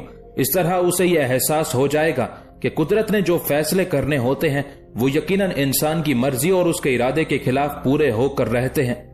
पार्वती जब खामोश हुई तब कुछ देर तक शहाबुद्दीन मुस्कुराते हुए उसकी तरफ देखता रहा। फिर उसकी आवाज सुनाई दी, पार्वती, जैसा तुम चाह रही हो ऐसा ही होगा। आओ अपने घोड़ों को एड़ लगाकर उन्हें सरपट दौड़ाएं। मैं तुम्हारी तजवीज पर अमल करूंगा। पहले हैदराबाद जाने की बजाय लश्कर में शामिल होंगे। मैं चाहता हूं कि मैं खुद भी इस टकराव में हिस्सा लूं। जवाब में पार्वती मुस्कुरा दी। फिर दोनों ने खुशकुन अंदाज में एक दूसरे की तरफ देखते हुए अपने घोड़ों को एड़ लगाई। साथ ही दोनों अपने घोड़ों को सरपट दौड़ा रहे थे। गुजरात पर हमलावर होने के लिए अजीत सिंह एक बहुत बड़ा लश्कर लेकर जनूब का रुख किए हुए था। एक लश्कर उसने जोधपुर से लिया था, दूसरा लश्कर उसे दिल्ली से हासिल हुआ था। इस तरह उसके पास एक जर्रार लश्कर था और उस लश्कर की कमांडरी करते हुए अजीत सिंह को उम्मीद थी कि वो गुजरात के इलाके को निजामुल मुल्क के कब्जे से निकालने में कामयाब हो जाएगा। अजीत सिंह ये भी उम्मीद लगाए बैठा था कि अगर वो इस मुहिम में कामयाब हो गया तो दिल्ली के बादशाह मोहम्मद शाह की निगाहों में न सिर्फ उसकी इज्जत, उसके वकार में इजाफा होगा बल्कि यकीनन गुजरात के इलाके को भी उसके तहत कर दिया जाएगा। अजीत सिंह ये इरादा किए हुए था कि गुजरात पर अपनी तरफ से किसी को मुकर्रर करेगा और खुद जोधपुर ही में कयाम किए रखेगा। बस यही इरादा लिए अपने लश्कर के साथ अजीत सिंह बड़ी तेजी से गुजरात की तरफ बढ़ा था। दूसरी तरफ निजामुल मुल्क के मुखबिर भी अजीत सिंह की नकलो हरकत के मुतालिक उसे आगाह करते चले जा रहे थे और वो हैदराबाद से अपने लश्कर के साथ कूच कर चुका था। निजामुल मुल्क मंजिल पर मंजिल मारता हुआ एक रोज गुजरात शहर की हदूद से काफी आगे निकल आया था। शायद वो अजीत सिंह को अपने इलाकों से बाहर ही रोकना चाहता था कि मुतहर्रिक लश्कर के अंदर शहाबुद्दीन और पार्वती दाखिल हुए। लश्कर में उन दोनों की आमद पर एक जबान से दूसरी जबान तक ये खबर निजामुल मुल्क तक जा पहुंची कि शहाबुद्दीन पार्वती को लेकर लश्कर में शामिल हो चुका है। ये खबर मिलते ही निजामुल मुल्क ने लश्कर जहां था वहीं रोक दिया था। शहाबुद्दीन और पार्वती अपने घोड़ों पर सवार लश्कर के अगले हिस्से की तरफ जा रहे थे। सबसे पहले मीर मन्नू की निगाह उन पर पड़ी थी। शहाबुद्दीन को देखते ही मीर मन्नू अपने घोड़े से उतर गया था। करीब आकर शहाबुद्दीन भी अपने घोड़े से उतर गया। पार्वती भी घोड़े से उतर चुकी थी। मीर मन्नू भागकर आगे बढ़ा, शहाबुद्दीन को अपने साथ लिपटाकर उसकी पेशानी चूमी, फिर पार्वती के सर पर शफकत भरा हाथ फेरा। इतनी देर तक निजामुल मुल्क भी उनके करीब आ चुका था। दोनों को गले लगाकर उसने प्यार किया। फिर कावर्द खान और निजामुल मुल्क का चचा हैदर खान और गाजी खान भी आकर दोनों से मिले और शहाबुद्दीन को उसकी कामयाबी पर मुबारकबाद दी। जब सब आपस में मिल चुके तब मीर मन्नू की तरफ देखते हुए पार्वती कहने लगी, भाई, क्या लश्कर में औरतें भी शामिल हैं? मेरी बहन, लश्कर में औरतें शामिल हैं, लेकिन हमारी औरतें सब शामिल नहीं हैं। यूं जानो लश्कर में मेरी बीवी मुगलानी बेगम है, अरूमा है, बाकी घर के अफराद घर ही में हैं। मीर मन्नू यहीं तक कहने पाया था कि एक तरफ से मुगलानी बेगम और अरूमा दोनों अपने घोड़ों को दौड़ाती हुई आई थी। करीब आकर वो उतरी। बारी बारी इंतहाई पुरजोश अंदाज में दोनों पार्वती से मिली। पार्वती से मिलते वक्त मुगलानी बेगम ने उसका चेहरा, उसके गाल, उसका सर कई बार चूमा, बड़ी शफकत से पेश आई। अरूमा भी बेपनाह खुशी का इजहार करते हुए उससे बगलगीर हुई। उसके बाद मुगलानी बेगम शहाबुद्दीन के पास आई। कुछ देर तक गौर से उसकी तरफ देखा, फिर प्यार भरे अंदाज में उसका गाल थपथपाया, पेशानी चूमी और कहने लगी, शहाबुद्दीन मेरे अजीज भाई, जो उम्मीद मैंने तुमसे वाबस्ता कर रखी थी, कसम अल्लाह पाक की तुमने उसे पूरा कर दिखाया। मुझे यकीन था कि तुम पार्वती को जोधपुर से जरूर निकाल लाओगे। शहाबुद्दीन ने मुगलानी बेगम का शुक्रिया अदा किया। उस मौके पर पार्वती निजामुल मुल्क के करीब आई और उसे मुखातिब करके कहने लगी, चचा, मुझे उम्मीद है कि मेरा बाप अजीत सिंह भी अपने लश्कर के साथ इधर का रुख किए होगा। मैं चाहती हूँ जब उससे हमारा टकराव हो तो किसी न किसी तरीके से उसके कानों में ये बात डाल दी जाए कि उसकी बेटी पार्वती, जिसे उसने जोधपुर में असीर बनाकर रखा था, वो जोधपुर से निकलकर अपनी मंजिल तक पहुंच चुकी है। मेरी बेटी, तुम्हें फिक्रमंद होने की जरूरत नहीं है। जैसा तुम चाह रही हो ऐसा ही होगा। निजामुल मुल्क ने मुस्कुराते हुए पार्वती की तरफ देखते हुए कहा था। दूसरी तरफ जोधपुर का राजा अजीत सिंह भी मंजिल पर मंजिल मारते हुए गुजरात की तरफ बढ़ रहा था कि अचानक एक मौके पर 2 कासिद उसके सामने आ गए। कासिद शायद अजीत सिंह के जानने वाले थे, इसलिए कि उन्हें देखते ही उसने अपने लश्कर को रोक दिया था। दोनों कासिद जब अजीत सिंह के पास आए तो अजीत सिंह ने उनकी तरफ देखते हुए परेशानी में पूछ लिया, क्या तुम दोनों कोई अच्छी खबर लेकर आए हो? हमारे पास कोई अच्छी खबर नहीं, बल्कि हम ये कह सकते हैं कि हम आपके लिए बुरी खबर लेकर आए हैं। और खबर यह है कि राजकुमारी पार्वती जोधपुर से भागकर चली गई है। कहां गई है अभी तक उसका कुछ पता नहीं चला। आने वाले कासिदों में से एक ने सहमे सहमे अंदाज में अजीत सिंह को मुखातिब करते हुए कहा था। यह खबर सुनकर अजीत सिंह का पारा अपने अरूज पर पहुंच गया था। चेहरे पर गुस्से और नाराजगी के आसार थे। फिर कासिद को मुखातिब करके कह उठा, ये कैसे हो गया? पार्वती अकेली जोधपुर से कैसे भाग सकती है? अगर भागी भी है तो वो अकेली कैसे सफर कर सकती है? यहां तक कहने के बाद अजीत सिंह जब खामोश हो गया और गहरी सोचों में डूब गया, तब सहमे सहमे से अंदाज में दूसरा कासिद बोल उठा था, मालिक, हुआ यूं कि एक रोज अचानक सुबह ही सुबह रानी बिशन देवी शोर करने लगी थी कि राजकुमारी पार्वती राजमहल में नहीं है। पहले तो रानी इधर उधर भागते हुए राजमहल के एक एक कमरे में गई, राजकुमारी को तलाश करती रही। हर कमरे, हर राहदारी में जोर जोर से रानी ने राजकुमारी को आवाजें दी, पर राजकुमारी की आवाज कहीं से न आई। सारा महल छान मारा गया, पर पार्वती का कुछ पता न चला। आखिर रानी ने राजमहल के मुहाफिजों को मुख्तलिफ समतों में राजकुमारी को तलाश करने के लिए भेजा, लेकिन हर कोई नाकाम लौटा। राजकुमारी का कुछ पता न चला। अगर ये बात है तो फिर राजकुमारी पार्वती जोधपुर से भागी नहीं है। वो राजमहल से जरूर भागी होगी, लेकिन जोधपुर शहर के अंदर ही उसने कहीं पनाह ले रखी होगी। शहर से बाहर नहीं निकली होगी, इसलिए कि शहर के जिस दरवाजे से भी बाहर निकलती, शहर के मुहाफिज उसे पहचान लेते और उसे रोक लेते। इसलिए कि मैंने शहर के सभी मुहाफिजों को ताकीद कर रखी है कि मेरी पत्नी और मेरी बेटी दोनों में से कोई भी जोधपुर से बाहर ना निकले। लिहाजा राजकुमारी पार्वती अगर महल में नहीं है तो फिर राजमहल से निकलकर उसने कहीं जोधपुर के अंदर ही पनाह ले रखी है। वहां से भागने नहीं पाएगी। अगर भागने की कोशिश भी की तो शहर पनाह के मुहाफिजों के हाथों जरूर पकड़ी जाएगी, और जब ऐसा होगा तो वापस जाकर मैं उसको उसके किए की कड़ी सजा दूंगा। यहां तक कहने के बाद अजीत सिंह रुका, कुछ सोचा, फिर आने वाले उन कासिदों को मुखातिब करके कहने लगा, मैं अपने लश्कर के साथ फिर पेशकदमी करने लगा हूं। तुम दोनों यहीं से वापस जोधपुर की तरफ जाओ। मेरी पत्नी को ढारस और तसल्ली देना कि परेशान और फिक्रमंद होने की जरूरत नहीं है। अगर राजकुमारी पार्वती राजमहल से भागी है तो मेरी पत्नी को यकीन दिलाना कि जोधपुर से नहीं भागी, जोधपुर के अंदर ही उसने कहीं पनाह ले रखी है। इस मुहिम से फारिग होकर मैं जब मुन्नादों के जरिए जोधपुर शहर में ऐलान कराऊंगा कि जिस किसी ने भी राजकुमारी को अपने यहाँ पनाह दे रखी है वो राजकुमारी को राजमहल में ले आए, और अगर ऐसा नहीं करेगा तो पकड़े जाने पर उसके सारे अहले खाना को मौत के घाट उतार दिया जाएगा। फिर देखना जिन लोगों ने जोधपुर शहर में पार्वती को पनाह दी है कैसे उसे पकड़कर राजमहल में मेरे पास लेकर आते हैं। अजीत सिंह के उन अल्फाज पर कासिद भी मुतमईन हो गए थे, लिहाजा अजीत सिंह के कहने पर वो वहीं से वापस चल दिए, जबकि अजीत सिंह ने पहले की तरह जनूब की तरफ पेशकदमी शुरू कर दी थी। निजामुल मुल्क के मुखबिर भी अजीत सिंह के लश्कर की पल पल की नकलो हरकत से उसे आगाह किए हुए थे। जब निजामुल मुल्क को खबर की गई कि अजीत सिंह करीब आ गया है, तब निजामुल मुल्क ने एक जगह अपने लश्कर के साथ पड़ाव कर लिया था। अजीत सिंह भी आगे बढ़ा और ऐन निजामुल मुल्क के सामने उसने पड़ाव करने का हुक्म दिया था। अजीत सिंह जानता था कि उसके मुकाबले में निजामुल मुल्क है जो जंग का वसी तजर्बा रखता है और हार मानने वाला भी नहीं। उसे यह भी खबर थी कि निजामुल मुल्क का बेटा मीर मन्नू है जो नामुमकिन को मुमकिन बनाने का हुनर जानता है। अजीत सिंह को यह खबर भी पहुंच चुकी थी कि साबिक वजीर मोहम्मद अमीन खान मरहूम के अहले खाना भी निजामुल मुल्क के पास पहुंच चुके हैं, लिहाजा यकीनन शहाबुद्दीन कावर्द खान और उनके दूसरे लवाहिकीन भी उनके साथ होंगे। इस बिना पर अजीत सिंह टकराव से पहलू तही करना चाहता था। उसका इरादा था कि पहले बातचीत का आगाज करेगा और निजामुल मुल्क को इस बात पर आमादा करने की कोशिश करेगा कि वो बगैर लड़े गुजरात उसके हवाले करके अपने इलाकों की तरफ रुख करे। अपने उन इरादों की तकमील के लिए सबसे पहले अजीत सिंह ने लश्कर के अंदर जिस कदर सालार उसके मातहत थे उनसे मशवरा किया। वो शायद निजामुल मुल्क से टकराते हुए कतरा रहे थे, लिहाजा उन्होंने अजीत सिंह की उस तजवीज से इत्तेफाक किया। अजीत सिंह भी अपने मातहत सालारों के ख्यालात जानने के बाद बेहद खुश हुआ। अब उसे ये खदशा नहीं रहा था कि अगर उसने गुफ्तो शुनीद का सिलसिला शुरू किया तो मोहम्मद शाह उस सिलसिले में उससे बाजपुर्स करेगा, क्योंकि उसके सालार भी यही चाह रहे थे। लिहाजा मुतमईन होकर उसने अपने एक सालार को उस मौजू पर गुफ्तगू करने के लिए निजामुल मुल्क की तरफ रवाना किया था। अजीत सिंह का वो सालार निजामुल मुल्क के पड़ाव में दाखिल हुआ। उसके कहने पर उसे निजामुल मुल्क के खेमे में ले जाया गया। खेमे में उस वक्त निजामुल मुल्क मीर मन्नू, शहाबुद्दीन कावर्द खान, हैदर खान, निजामुल मुल्क का बड़ा बेटा गाजी खान और कुछ दीगर सालार भी बैठे हुए थे। उस सालार को निजामुल मुल्क के सामने पेश किया गया। निजामुल मुल्क ने बड़ी इज्जत, बड़े एहतराम से उसका इस्तकबाल किया।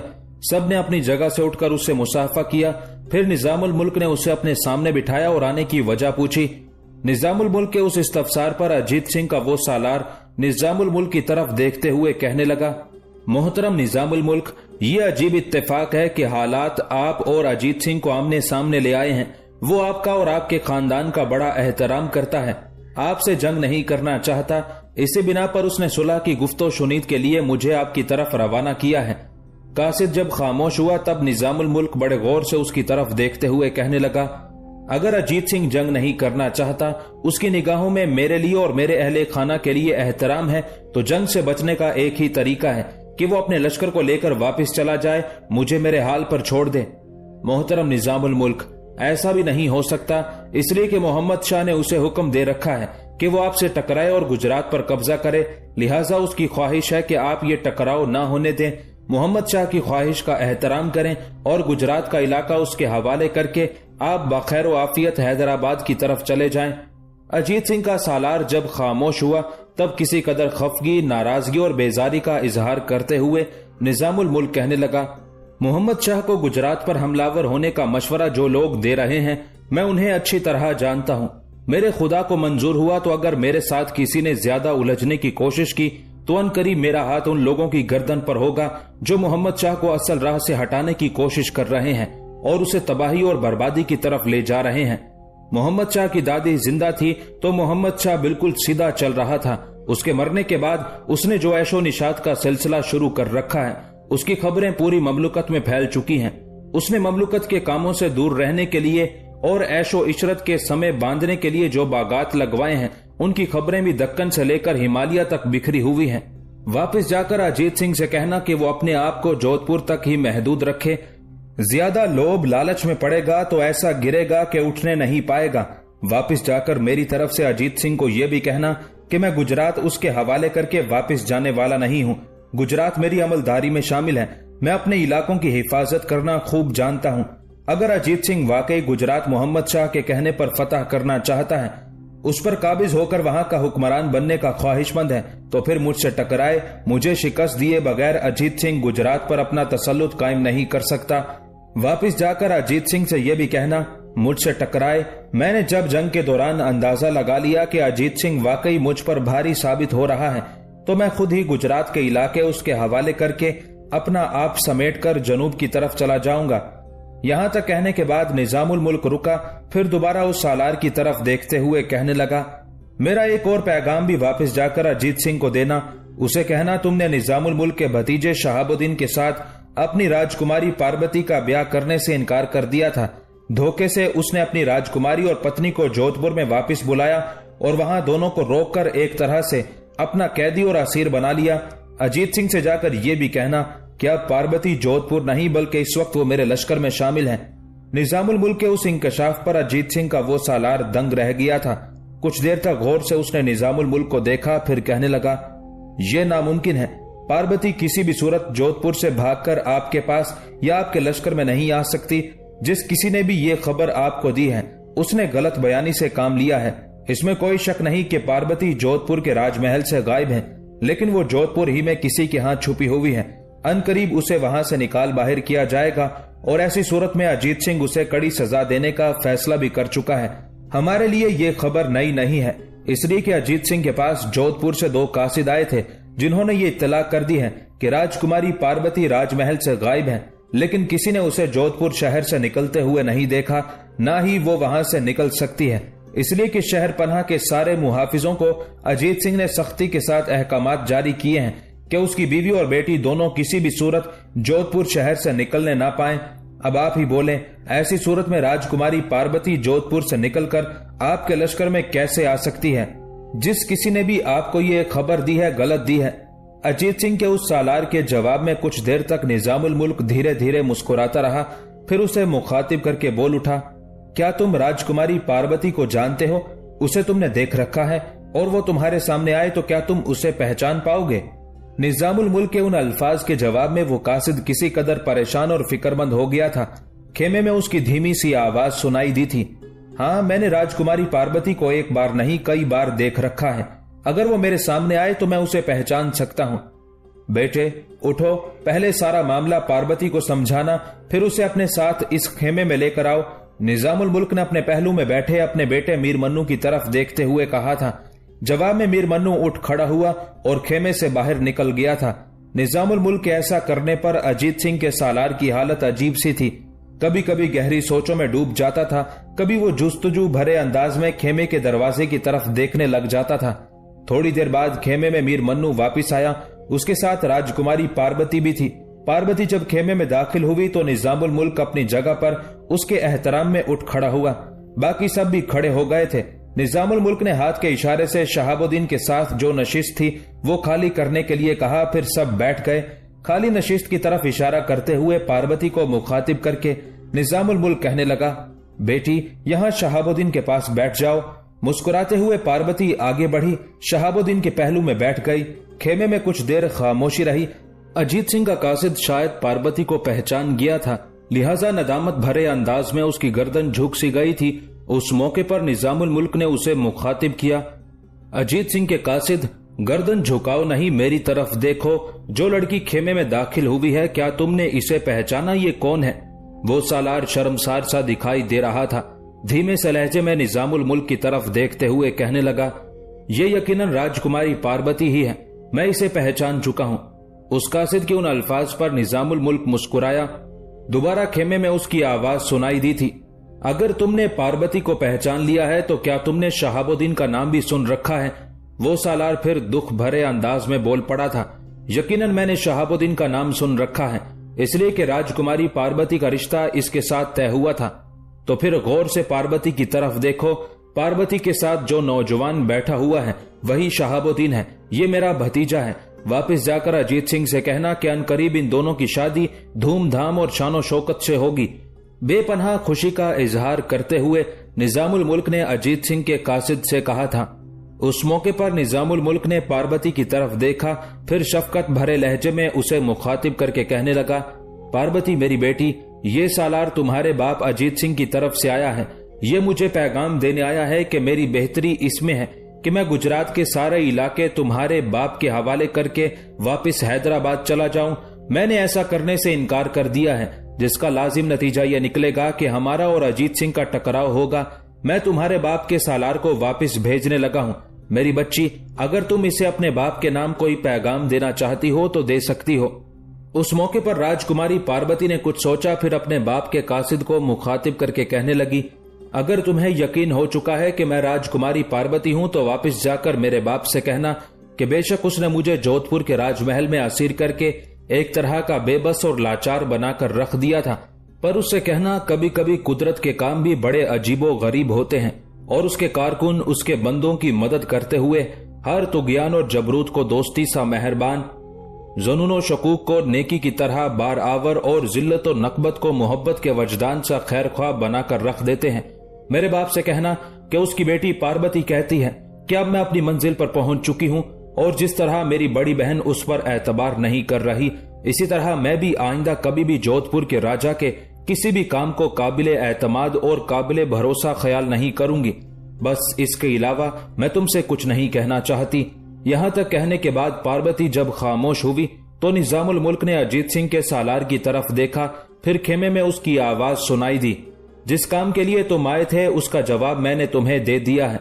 पार्वती ने भी अजीत सिंह के नाम अपना पैगाम तुम्हें सुना दिया है, अब तुम जा सकते हो। उसके साथ ही अजीत सिंह का वो सालार उठा, खेमे से निकला और निजामुल मुल्क के पड़ाव से निकलकर अपने पड़ाव का रुख कर रहा था। जोधपुर का राजा अजीत सिंह भी बड़ी बेचैनी से अपने सालार की वापसी का इंतजार कर रहा था। जब वो सालार उसके खेमे में दाखिल हुआ तो अजीत सिंह इंतहाई बेचैनी और बेताबी का इजहार करते हुए अपने आने वाले उस सालार की तरफ देखने लगा था। फिर हाथ के इशारे से उसे अपने सामने बैठने के लिए कहा। जब वो सालार वहां बैठ गया तब जुस्तजू भरे अंदाज में अजीत सिंह ने उसे देखा। फिर खेमे में उसकी आवाज सुनाई दी थी, क्या निजामुल मुल्क की तरफ से तुम कोई अच्छी खबर लेकर आए हो? मैं निजामुल मुल्क की तरफ से 2 खबरें लेकर आया हूं, दोनों ही इंतहा दर्जे की बुरी हैं। उस सालार ने बड़े गौर से अजीत सिंह की तरफ देखते हुए कहा था, ये तुम क्या कह रहे हो? 2 खबरें कहां से आ गईं? मैंने तो तुम्हें सुलह की बातचीत करने के लिए भेजा था। इस सिलसिले में एक ही खबर हो सकती है, फिक्रमंदी में अजीत सिंह ने उस सालार की तरफ देखते हुए कहा था। जवाब में उस सालार ने अपना गला साफ किया, फिर अजीत सिंह को मुखातिब करके कहने लगा, मैं वाकई 2 बुरी खबरें लेकर आया हूं। पहली बुरी खबर यह है कि निजामुल मुल्क किसी भी सूरत सुलह के लिए तैयार नहीं है। गुजरात का कोई इलाका वो हमारे हवाले नहीं करना चाहता, ना ही वो गुजरात से दस्तबरदार होकर हैदराबाद जाने का कोई इरादा रखता है। उसके इरादे बताते हैं कि वो हमारे साथ जंग करेगा और जंग की उसने तैयारी भी खूब कर रखी है। दूसरी बुरी खबर जो मैं आपके लिए लेकर आया हूं वो ये कि आपकी राजकुमारी पार्वती जोधपुर से निजामुल मुल्क के लश्कर में पहुंच चुकी है। उस सालार के उन अल्फाज पर अजीत सिंह चौंका था, चेहरा लम्हा भर के लिए पीला हो गया था। फिर अपने आप को संभाला और कपकपाती सी आवाज में उसे मुखातिब किया, तुम क्या कह रहे हो? पार्वती अकेली जोधपुर से यहाँ कैसे पहुंच गई?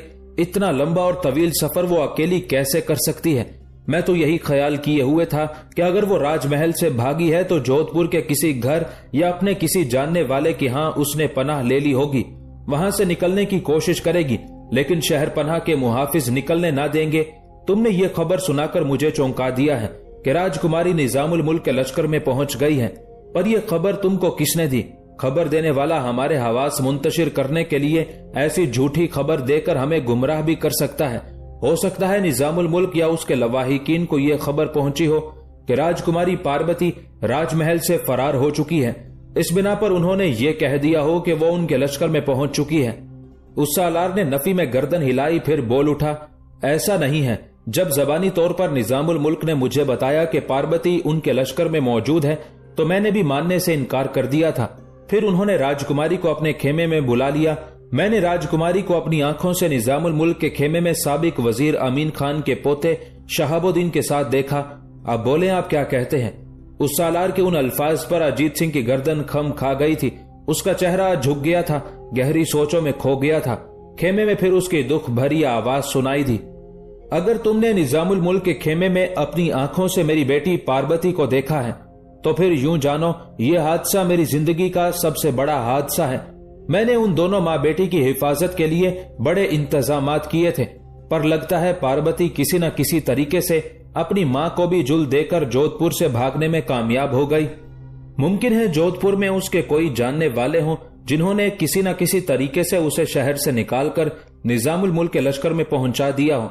बहरहाल मैं चंद दिन तक मजीद निजामुल मुल्क के लश्कर के सामने पड़ाव किए रखूंगा और कोशिश करता रहूंगा कि जंग टल जाए और किसी न किसी तरह निजामुल मुल्क के साथ सुलह हो जाए। अगर ऐसा ना हुआ तो दोनों तरफ के अनगिनत लश्करी मैदान जंग में अपनी जानों से हाथ धो बैठेंगे। अब तुम जाओ, जो 2 खबरें तुम लेकर आए हो उन पर मुझे सोचने का मौका दो। अजीत सिंह का वो सालार वहां से उठकर खेमे से निकल गया था। अगले रोज फिर जबकि अजीत सिंह अपने खेमे में अकेला बैठा गहरी सोचों में डूबा था कि वही सालार खेमे के दरवाजे पर नमूदार हुआ और अजीत सिंह को मुखातिब करके कहने लगा, क्या आपने मुझे तलब किया है? अजीत सिंह ने उदास से लहजे में पहले अस्बात में गर्दन हिलाई, फिर हाथ के इशारे से उसे अंदर आने के लिए कहा। वो सालार आगे बढ़ा, अजीत सिंह के सामने बैठ गया। अजीत सिंह कुछ देर सोचता रहा, फिर धीमे से लहजे में उस सालार को मुखातिब करके कहने लगा, आज फिर तुम्हें निजामुल मुल्क के पड़ाव में जाना होगा। निजामुल मुल्क के साथ सुलह सफाई की बातचीत तो खत्म हो गई, बल्कि उसने हमारी पेशकश को ठुकरा दिया। अब मुझे किस सिलसिले में निजामुल मुल्क के पास जाना होगा? उस सालार ने परेशानी और फिक्रमंदी का इजहार करते हुए पूछ लिया था। उसके उस इस्तफसार पर अजीत सिंह थोड़ी देर तक गहरी सोचों में डूबा रहा। फिर खेमे में उसकी आवाज सुनाई दी, आज एक बार फिर मेरी तरफ से निजामुल मुल्क के पास जाओ। देखो, मैं किसी न किसी बहाने से इस जंग को टालना चाहता हूँ। मैं मोहम्मद शाह के अहकामात का इत्तेबा करते हुए लश्कर को लेकर यहाँ आ तो गया हूँ, लेकिन निजामुल मुल्क के मुकाबले में मुझे अपनी कामयाबी और कामरानी की कोई सूरत नहीं दिखाई देती। निजामुल मुल्क की हालत हमसे ज्यादा मजबूत और मुस्तहकम है। निजामुल मुल्क बजाते खुद लश्कर में शामिल है और फिर सबसे बढ़कर उसके साथ मीर मन्नू है, शहाबुद्दीन है, कावर्द खान है। चलो, शहाबुद्दीन और कावर्द खान तो दोनों नौजवान हैं, जंग का वसी तजर्बा नहीं रखते, लेकिन जहां तक मीर मन्नू का मसला है वो बड़ा खतरनाक इंसान है। मुश्किल से मुश्किल हालात में भी सूरत हाल को अपने हक में करने का हुनर जानता है। इस बिना पर मैं चाहता हूं कि कोई ऐसा हीला, कोई ऐसा बहाना बन जाए कि यह जंग टल जाए। मेरे और निजामुल मुल्क के दरमियान इत्तेफाक राय से ऐसा मामला तय हो जाए कि कुछ ले देकर हम अपना लश्कर लेकर पीछे हट जाएं। आज मैं तुम्हें सुलह की गुफ्तगू करने के लिए नहीं भेज रहा, बल्कि सुलह के लिए एक बहाना ढूंढ रहा हूँ। निजामुल मुल्क के पड़ाव में जाओ, निजामुल मुल्क की खिदमत में हाजिर हो और उससे जाकर कहना कि वो मेरी बेटी पार्वती को वापस कर दे। यूं जानो, ये निजामुल मुल्क से इस मौजू पर गुफ्तगू करने का एक बहाना है। जब तुम पार्वती की वापसी की गुफ्तगू करो तो बात से बात निकालते हुए फिर मामले को सुलह सफाई की तरफ ले जाना। हो सकता है इस गुफ्तगू के दरमियान कोई ऐसा दरमियानी रास्ता निकल आए कि हम निजामुल मुल्क के साथ टकराने से बच जाएं। अजीत सिंह के उन अल्फाज के जवाब में उस सालार के चेहरे पर भी मुस्कुराहट नमूदार हुई थी। फिर अपने इत्मीनान का इजहार करते हुए वो कहने लगा, आपने जो कुछ कहा है यूं जाने मेरी और लश्कर के दीगर सालारों के दिल की आवाज है। इस सिलसिले में बहुत से सालारों से मेरी गुफ्तगू हुई है। फिल वक्त तो सब यही चाहते हैं कि जंग टल ही जाए तो अच्छा है। निजामुल मुल्क के साथ कोई सुलह सफाई की सूरत निकल आए तो इसी में हम सब की बेहतरी है। जहां तक लश्कर का सवाल है तो इसमें कोई शक नहीं कि हमारे पास निजामुल मुल्क की निस्बत बड़ा लश्कर है, लेकिन हर सालार ये जानता है कि निजामुल मुल्क अददी फोकियत को कोई अहमियत नहीं देगा और जंग का पांसा हमारे खिलाफ पलटने की कोशिश करेगा। इस मौके पर मैं एक और बात भी आपसे कहना पसंद करूंगा, वो ये कि मोहम्मद शाह, जो अब मोहम्मद शाह रंगीला हो चुका है, वह बुनियादी तौर पर निजामुल मुल्क और उसके खानदान के खिलाफ नहीं है, इसलिए कि निजामुल मुल्क और उसके चचा अमीन खान के मोहम्मद शाह रंगीला के खानदान पर बड़े एहसानात हैं। मेरा अपना इरादा है कि मोहम्मद शाह के मकासद कुछ और हैं। शायद वो अपनी नाकामियों को छुपाने के लिए अपने लश्करियों को कहीं ना कहीं किसी न किसी के साथ मसरूफे कार रखना चाहता है। आप जानते हैं कि जब से मोहम्मद शाह की दादी मेहर परवर मरी है, तब से मोहम्मद शाह रंगीला ने अपनी अय्याशी और ऐशो इशरत के लिए जो बागात बनवाए हैं, वो ज्यादा वक्त उन्हीं बागात के अंदर ऐशो इशरत में बसर करता है और सल्तनत के अमूर की तरफ उसका ध्यान कुछ कम ही है। इस बिना पर मेरा अपना अंदाजा है वो अपने लश्करियों को किसी न किसी महाज पर मसरूफ रखना चाहता है, ताकि कोई सालार या कोई सूबेदार या हाकिम उसके खिलाफ कहीं कोई आवाज ना उठाए। वो सालार जब खामोश हुआ तब दुख भरे अंदाज में अजीत सिंह कहने लगा, मैं भी तुम्हारी इस गुफ्तगू से इत्तेफाक करता हूँ, मगर मेरी मजबूरी यह है कि मैं मोहम्मद शाह का हुक्म मानने पर मजबूर हूँ। अगर मैं ऐसा नहीं करता तो मोहम्मद शाह मुझे सरकश और बागी करार देगा और मुझ पर चढ़ दौड़ेगा। और मैं ये भी बता दूं कि आज अगर मैं मोहम्मद शाह रंगीला के खिलाफ सरकशी करता हूं, उसके खिलाफ आवाज उठाता हूं, तो मोहम्मद शाह रंगीला फौरन अपना रुख बदलेगा, निजामुल मुल्क को अपने साथ मिलाकर मेरे खिलाफ चढ़ दौड़ेगा। और जिस दिन ऐसा हुआ, ये गुजरात तो बहुत दूर की बात, मैं अपनी जोधपुर की रियासत से भी महरूम हो जाऊंगा, और मैं ऐसा नहीं चाहता।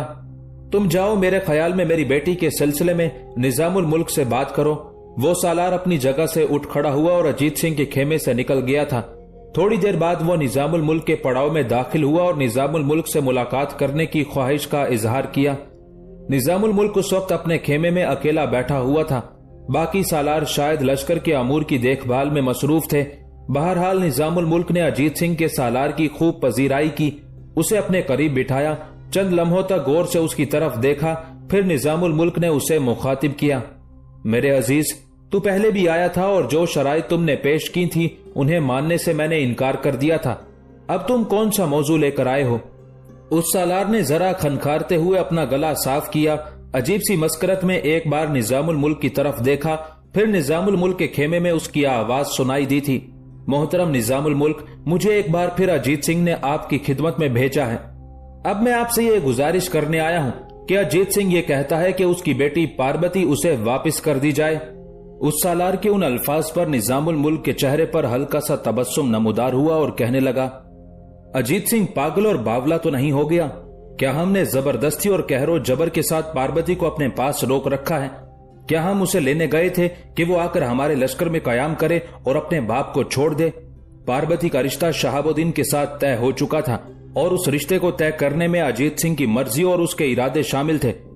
उस रिश्ते के लिए इसने हां भी की थी और फिर इसने ये पेशकश कर दी है कि वो अपनी बेटी की शादी धूमधाम से करना चाहता है, लिहाजा बारात दिल्ली से जोधपुर जाएगी। इस बिना पर इसने अपनी पत्नी बिशन देवी और पार्वती को जोधपुर बुला लिया। जब वो दोनों माँ बेटी वहां पहुंची तो उन्हें एक तरह का असीर बना लिया और शहाबुद्दीन को पार्वती का रिश्ता देने से इनकार कर दिया। अब पार्वती तो अपने आप को शहाबुद्दीन की जिंदगी और उसके जीवन का साथी बना चुकी थी और किसी और की वो पत्नी बनना भी नहीं चाहती थी। जब अजीत सिंह लश्कर लेकर जोधपुर से निकला तो उसने उसे अपने लिए मुनासिब मौका समझा और कोई हरबा इस्तेमाल करके वो बड़ी जुर्रत और दलेरी का मुजाहिरा करते हुए हमारे लश्कर में पहुंच गई और हम उसे कैसे और क्यों कर अजीत सिंह के हवाले कर दें, जबकि अजीत सिंह खुद ही उसका रिश्ता शहाबुद्दीन के साथ तय कर चुका है। अजीत सिंह के साथ उस टकराव के बाद मैं वापस हैदराबाद का रुख करूंगा और इंतहाई तुम तराक और शानो शौकत के साथ शहाबुद्दीन और राजकुमारी पार्वती की शादी का एहतमाम कर दिया जाएगा। यहां तक कहने के बाद निजामुल मुल्क रुका, कुछ सोचा, फिर किसी को आवाज देकर बुलाया। उसके बुलाने पर एक मुसल्ला जवान खेमे के दरवाजे पर नमूदार हुआ। उसे देखते ही निजामुल मुल्क ने उसे मुखातिब किया, जरा जाओ, मेरे बेटों के अलावा शहाबुद्दीन और कावर्द खान को बुलाकर लाओ और उन्हें कहो कि आते हुए पार्वती को भी अपने साथ लेकर आए, इसलिए कि एक इंतहाई अहम मसला उठ खड़ा हुआ है। वो लश्करी वहां से हट गया। उसके जाने के बाद अजीत सिंह के सालार को मुखातिब करके निजामुल मुल्क कहने लगा, देखो, मैंने अपने बेटों और भतीजों के अलावा पार्वती को भी बुलाया है। पार्वती को तुम्हारे सामने बिठाता हूँ। अगर वो कह दे कि वो अपने बाप के पास जाने के लिए तैयार है, हमारे पड़ाव में नहीं रहना चाहती, तो मैं बाखुशी उसे रुखसत कर दूंगा। तुम उसे अपने साथ अजीत सिंह के पास ले जाना और अगर वो ये कह दे कि वो यहाँ रहना चाहती है, अपने बाप के पास नहीं जाना चाहती, तो फिर अगर किसी ने उसे यहाँ से जबरदस्ती निकालने की कोशिश की तो वो अपने सर और गर्दन से महरूम हो जाएगा। निजामुल मुल्क की उस गुफ्तगू से अजीत सिंह का वो सालार मजीद सहम गया था। थोड़ी देर तक खेमे में बिल्कुल खामोशी रही। इतनी देर तक खेमे में मीर मन्नू, गाजिउल मुल्क, हैदर खान, शहाबुद्दीन, कावर्द खान दाखिल हुए। उस मौके पर शहाबुद्दीन के साथ पार्वती भी थी। सब नशिस्तों पर बैठ गए।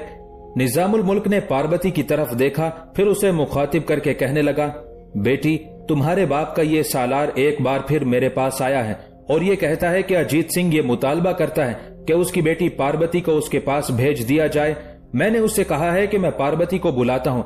अगर वो अपनी खुशी, अपनी रजामंदी से तुम्हारे साथ अपने बाप के पास जाना चाहे तो उसे बाइज्जत रुखसत कर दिया जाएगा, और अगर पार्वती इनकार कर दे और उसके बावजूद अगर किसी ने उसे ले जाने की कोशिश की तो वो अपने सर और अपनी गर्दन से महरूम हो जाएगा। मेरी बच्ची, अब तू जो इस सालार से अपने बाप के लिए कहना चाहती है कह दे। निजामुल मुल्क जब खामोश हुआ तो पार्वती ने इस्तफामियत से अंदाज में कुछ देर तक अपने पहलू में बैठे शहाबुद्दीन की तरफ देखा। इस पर शहाबुद्दीन मुस्कुराते हुए कहने लगा, तुम हिचकिचा क्यों रही हो? जो कहना चाहती हो बिला झिझक इससे कहो। शर्माते हुए पार्वती ने अपने होंठों पर जबान फेरी, फिर अपने बाप के उस सालार को मुखातिब करके कहने लगी, वापिस जाकर मेरे बाप से पहला सवाल यह करना कि वो मेरी वापसी का क्यों मुतालबा करता है, अपनी बड़ी बेटी गौहर आरा का क्यों नहीं मुतालबा करता। उससे दूसरा सवाल यह करना कि जब मेरा रिश्ता मोहतरम अमीन खान के पोते शहाबुद्दीन के साथ तय हुआ था तो उस रिश्ते में उस वक्त उसने अपनी रजामंदी, अपनी कबूलियत का इजहार किया था, लिहाजा यह रिश्ता पक्का हो गया था। एक बार जहां रिश्ता हो जाता है उसे तोड़ा नहीं जाता। चूंकि मेरे माँ बाप दोनों ही उस रिश्ते के लिए हामी भर चुके थे, लिहाजा मैं दिली और जहनी तौर पर अपने आप को, अपनी जात को शहाबुद्दीन के साथ जोड़ चुकी थी, इन्हें अपना जीवन साथी बना चुकी थी। पर मेरे बाप ने धोखा दही से काम लिया, दोनों माँ बेटी को वहां बुलाकर असीर कर दिया। अब मैंने वहां से आकर यहाँ पनाह ले ली है तो वो किस रिश्ते, किस नाते से मेरी वापसी का मुतालबा करता है। वापस जाकर जोधपुर के राजा अजीत सिंह से कहना कि पार्वती का उसके साथ कोई रिश्ता नहीं है, पार्वती उसके लिए अब अजनबी है, इसलिए कि पार्वती अब शहाबुद्दीन की जिंदगी की साथी है। अब मेरे रिश्तेदार यही हैं जो खेमे में बैठे हुए हैं। अजीत सिंह मेरे लिए पराया है, मेरे ख्याल में मेरी तरफ से तुम्हारी तसल्ली और तुम्हारी तशफ़ी के लिए और मेरे बाप को मुतमईन करने के लिए मेरे इस कदर अल्फाज ही काफी हैं। पार्वती जब खामोश हुई तब उस सालार ने कुछ सोचा। दोबारा उसने निजामुल मुल्क को मुखातिब किया। मोहतरम निजामुल मुल्क, ये मसला तो खत्म हुआ। राजकुमारी अपने बाप के पास जाने के लिए तैयार नहीं है। क्या दोनों लश्करियों के दरमियान सुलह सफाई के लिए भी आपने कुछ सोचा? निजामुल मुल्क ने उस मौके पर घूरने के अंदाज में उस सालार की तरफ देखा, फिर कहने लगा, इस मौजू पर गुफ्तगू ना करना, इसलिए कि इस मौजू पर पहले गुफ्तगू हो चुकी है। वापस जाकर मेरी तरफ से अजीत सिंह से कहना कि उसके सामने दो ही रास्ते हैं। पहला रास्ता यह है कि आने वाली सुबह से पहले पहले वो अपने लश्कर को लेकर यहां से चला जाए। अगर वो ऐसा करेगा तो उसमें उसकी शांति, उसकी बेहतरी और भलाई है। दूसरा रास्ता फिर यह होगा कि अगर कल सुबह तक वो अपने लश्कर का बोरिया बिस्तर समेटकर वापस ना गया तो मैं कल सुबह ही सुबह उसके खिलाफ जंग की इब्तदा करूंगा, अपने लश्कर की सफ़ें दुरुस्त करूंगा। फिर मैं देखूंगा कि अजीत सिंह कितनी देर तक मेरे सामने अपना दिफा करता है। अब तुम जा सकते हो। उसके साथ ही अजीत सिंह का वो सालार वहां से निकल गया था और वापस जाकर जो गुफ्तगू निजामुल मुल्क से हुई थी वो उसने अजीत सिंह से कह दी थी। अजीत सिंह और ज्यादा परेशान और फिक्रमंद हो गया था, ताहम वो वापस भी नहीं जा सकता था, लिहाजा जंग की तैयारियां करने लगा था। अगले रोज दोनों लश्करियों ने एक दूसरे के खिलाफ अपनी सफ़ें दुरुस्त करनी शुरू कर दी थी। दोनों लश्करों के अंदर लश्करियों का हौसला बढ़ाने के लिए बड़े बड़े तबल और दफें बजना शुरू हो गई थी। लश्करी इधर उधर घोड़े दौड़ाते हुए और मुख्तलिफ नारानुमा आवाजें निकालते हुए अपने जोशो जज्बे का इजहार कर रहे थे। उसके बाद दोनों लश्कर एक दूसरे से टकराए। अजीत सिंह और निजामुल मुल्क के लश्करी मौत के झकड़ों की योरिश और मर की खूनी दस्तकों की तरह एक दूसरे पर टूट पड़े थे। दोनों लश्करों के टकराने से मैदान जंग के अंदर बूद नाबूद की कशमकश शुरू हो गई थी। बड़े बड़े सूरमा, बड़े बड़े माहिर तेगजन घायलों मजरू परिंदों की तरह जमीन पर गिरने लगे थे। हर कोई दूसरे पर पत्थरों की रगों से भड़क उठने वाली आग की तरह नजूल करने की कोशिश करने लगा था। अजीत सिंह को इब्तिदा में उम्मीद थी कि वो तादाद में बड़ा लश्कर रखता है, लिहाजा वो शायद निजामुल मुल्क को किसी न किसी तरीके से मार भगाए। लेकिन जंग शुरू होने के थोड़ी ही देर बाद मायूसियां, अफसुर्दगियां अजीत सिंह के सर पर मंडलाना शुरू हो गई थी, इसलिए कि निजामुल मुल्क, मीर मन्नू, शहाबुद्दीन, हैदर खान, कावर्द खान, गाजुल मुल्क अजीब से जज्बे, अनोखी बेबाकी में अजीत सिंह के लश्कर पर हमलावर होना शुरू हो गए थे। अजीत सिंह के लश्कर में सबसे पहले पसपाई उन सफों में हुई जिन पर मीर मन्नू और शहाबुद्दीन जरबे लगा रहे थे। मीर मन्नू और शहाबुद्दीन क्योंकि अपने लश्कर के दाएं हिस्से में थे और उन्होंने अजीत सिंह के बाएं पहलू पर जरब लगाना शुरू की थी, लिहाजा अजीत सिंह के बाएं तरफ के हिस्से को एक तरह से उन्होंने काटना शुरू कर दिया था। अगली कई सफ़ें उन्होंने इस तरह काट कर रख दी थी जैसे पके हुए खेत को किसी ने काट दिया हो। मीर मन्नू और शहाबुद्दीन के सामने अजीत सिंह के लश्कर का बायां पहलू बुरी तरह मजरू और घायल हुआ था। तब मीर मन्नू और शहाबुद्दीन का दबाव मरकजी हिस्से पर भी पड़ने लगा था, जहां अजीत सिंह खुद अपने लश्करियों को ललकारते हुए उन्हें आगे बढ़ने की तरगीब दे रहा था। अजीत सिंह का बायां पहलू क्योंकि बुरी तरह कटा था, लिहाजा उससे मीर मन्नू और शहाबुद्दीन ने फायदा उठाया। उन्होंने फौरन अपनी कमानदारी में जो लश्कर था उसे दो हिस्सों में तकसीम कर लिया। एक हिस्सा मीर मन्नू ने अपने पास रखा, दूसरा शहाबुद्दीन की सरकर्दगी में दिया। मीर मन्नू पहले से भी ज्यादा खौफनाक अंदाज में अजीत सिंह के बाएं पहलू पर जरबे लगाता रहा, उन्हें पसपा होने और पीछे हटने पर मजबूर करता रहा, जबकि शहाबुद्दीन ने अपने लश्कर के साथ बाएं तरफ जरब लगानी शुरू की थी और बाएं तरफ अजीत सिंह का मरकजी हिस्सा था। अब बाएं पहलू के साथ साथ अजीत सिंह का कल्ब भी मुतासिर होना शुरू हो गया था और वहां भी उसके लश्करियों का कत्लेआम शुरू हो चुका था।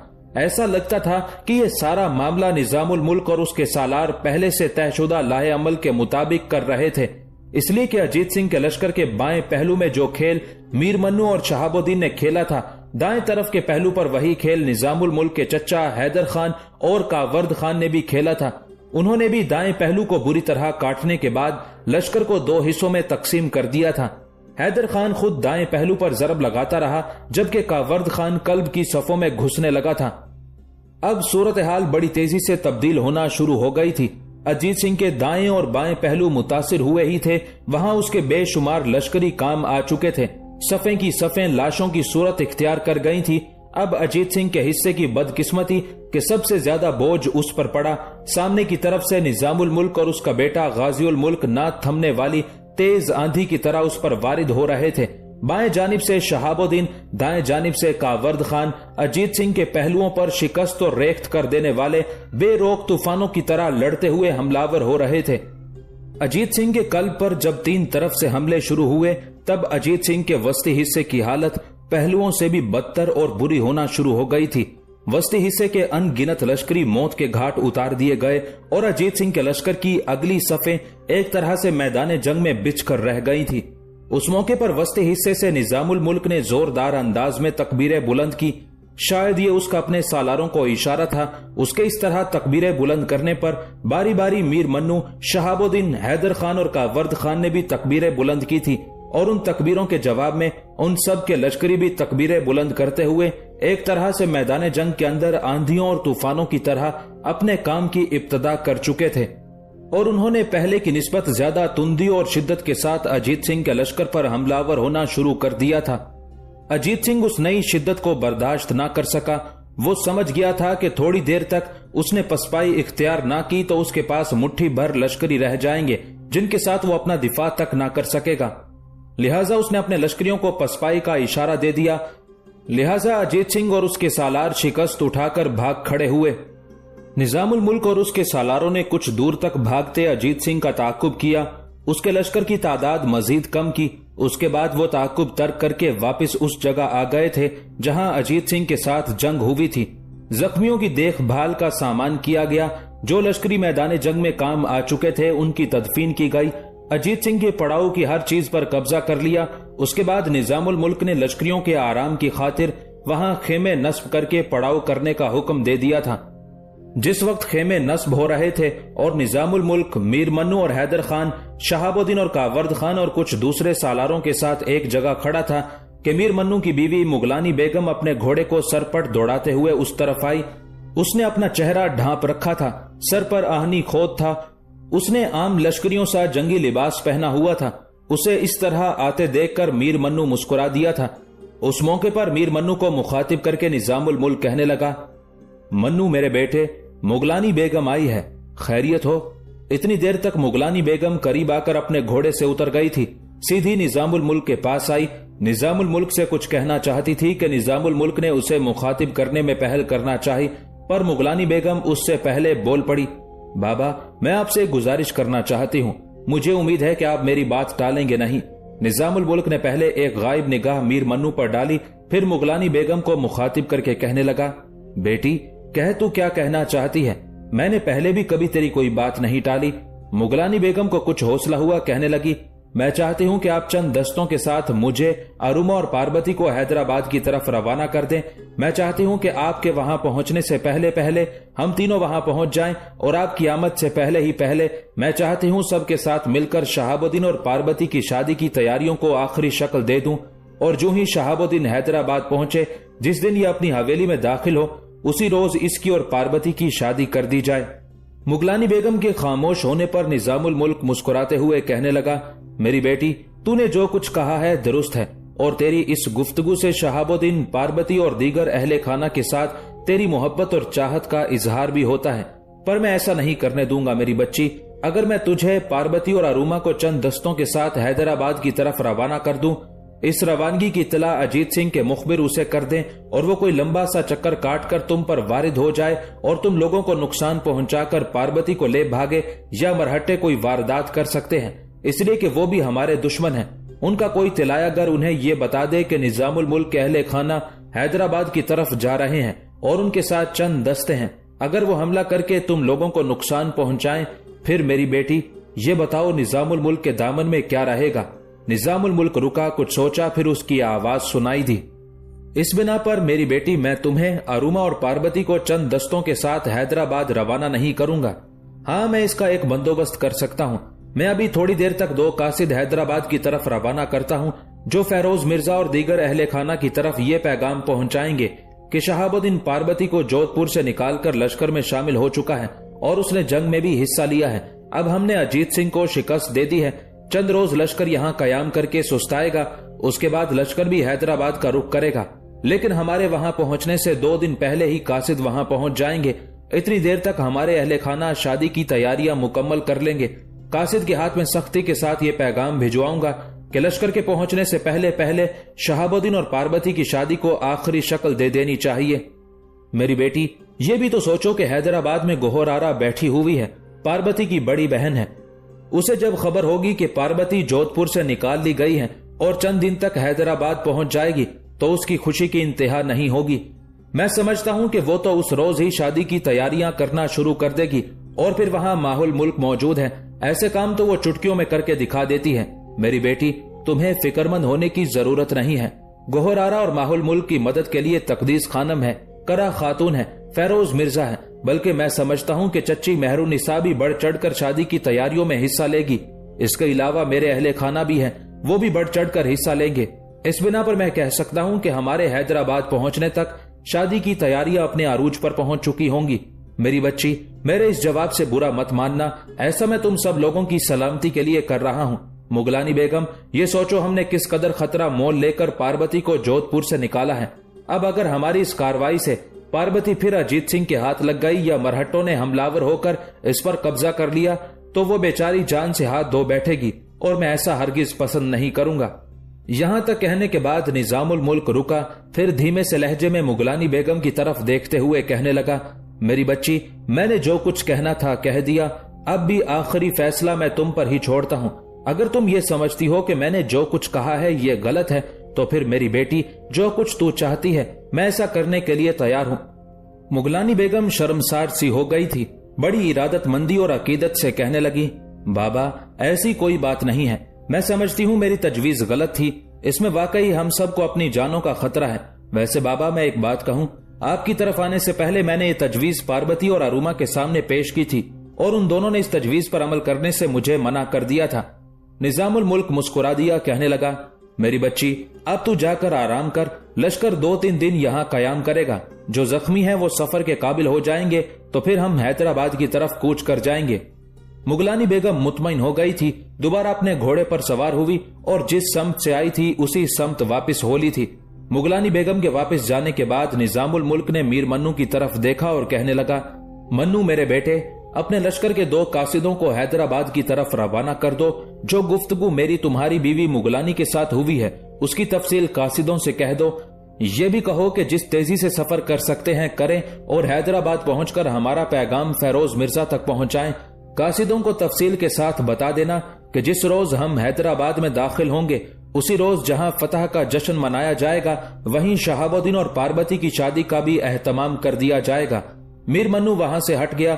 थोड़ी देर बाद 2 कासिद बड़ी तेजी के साथ मैदान जंग से निकलकर हैदराबाद का रुख कर रहे थे।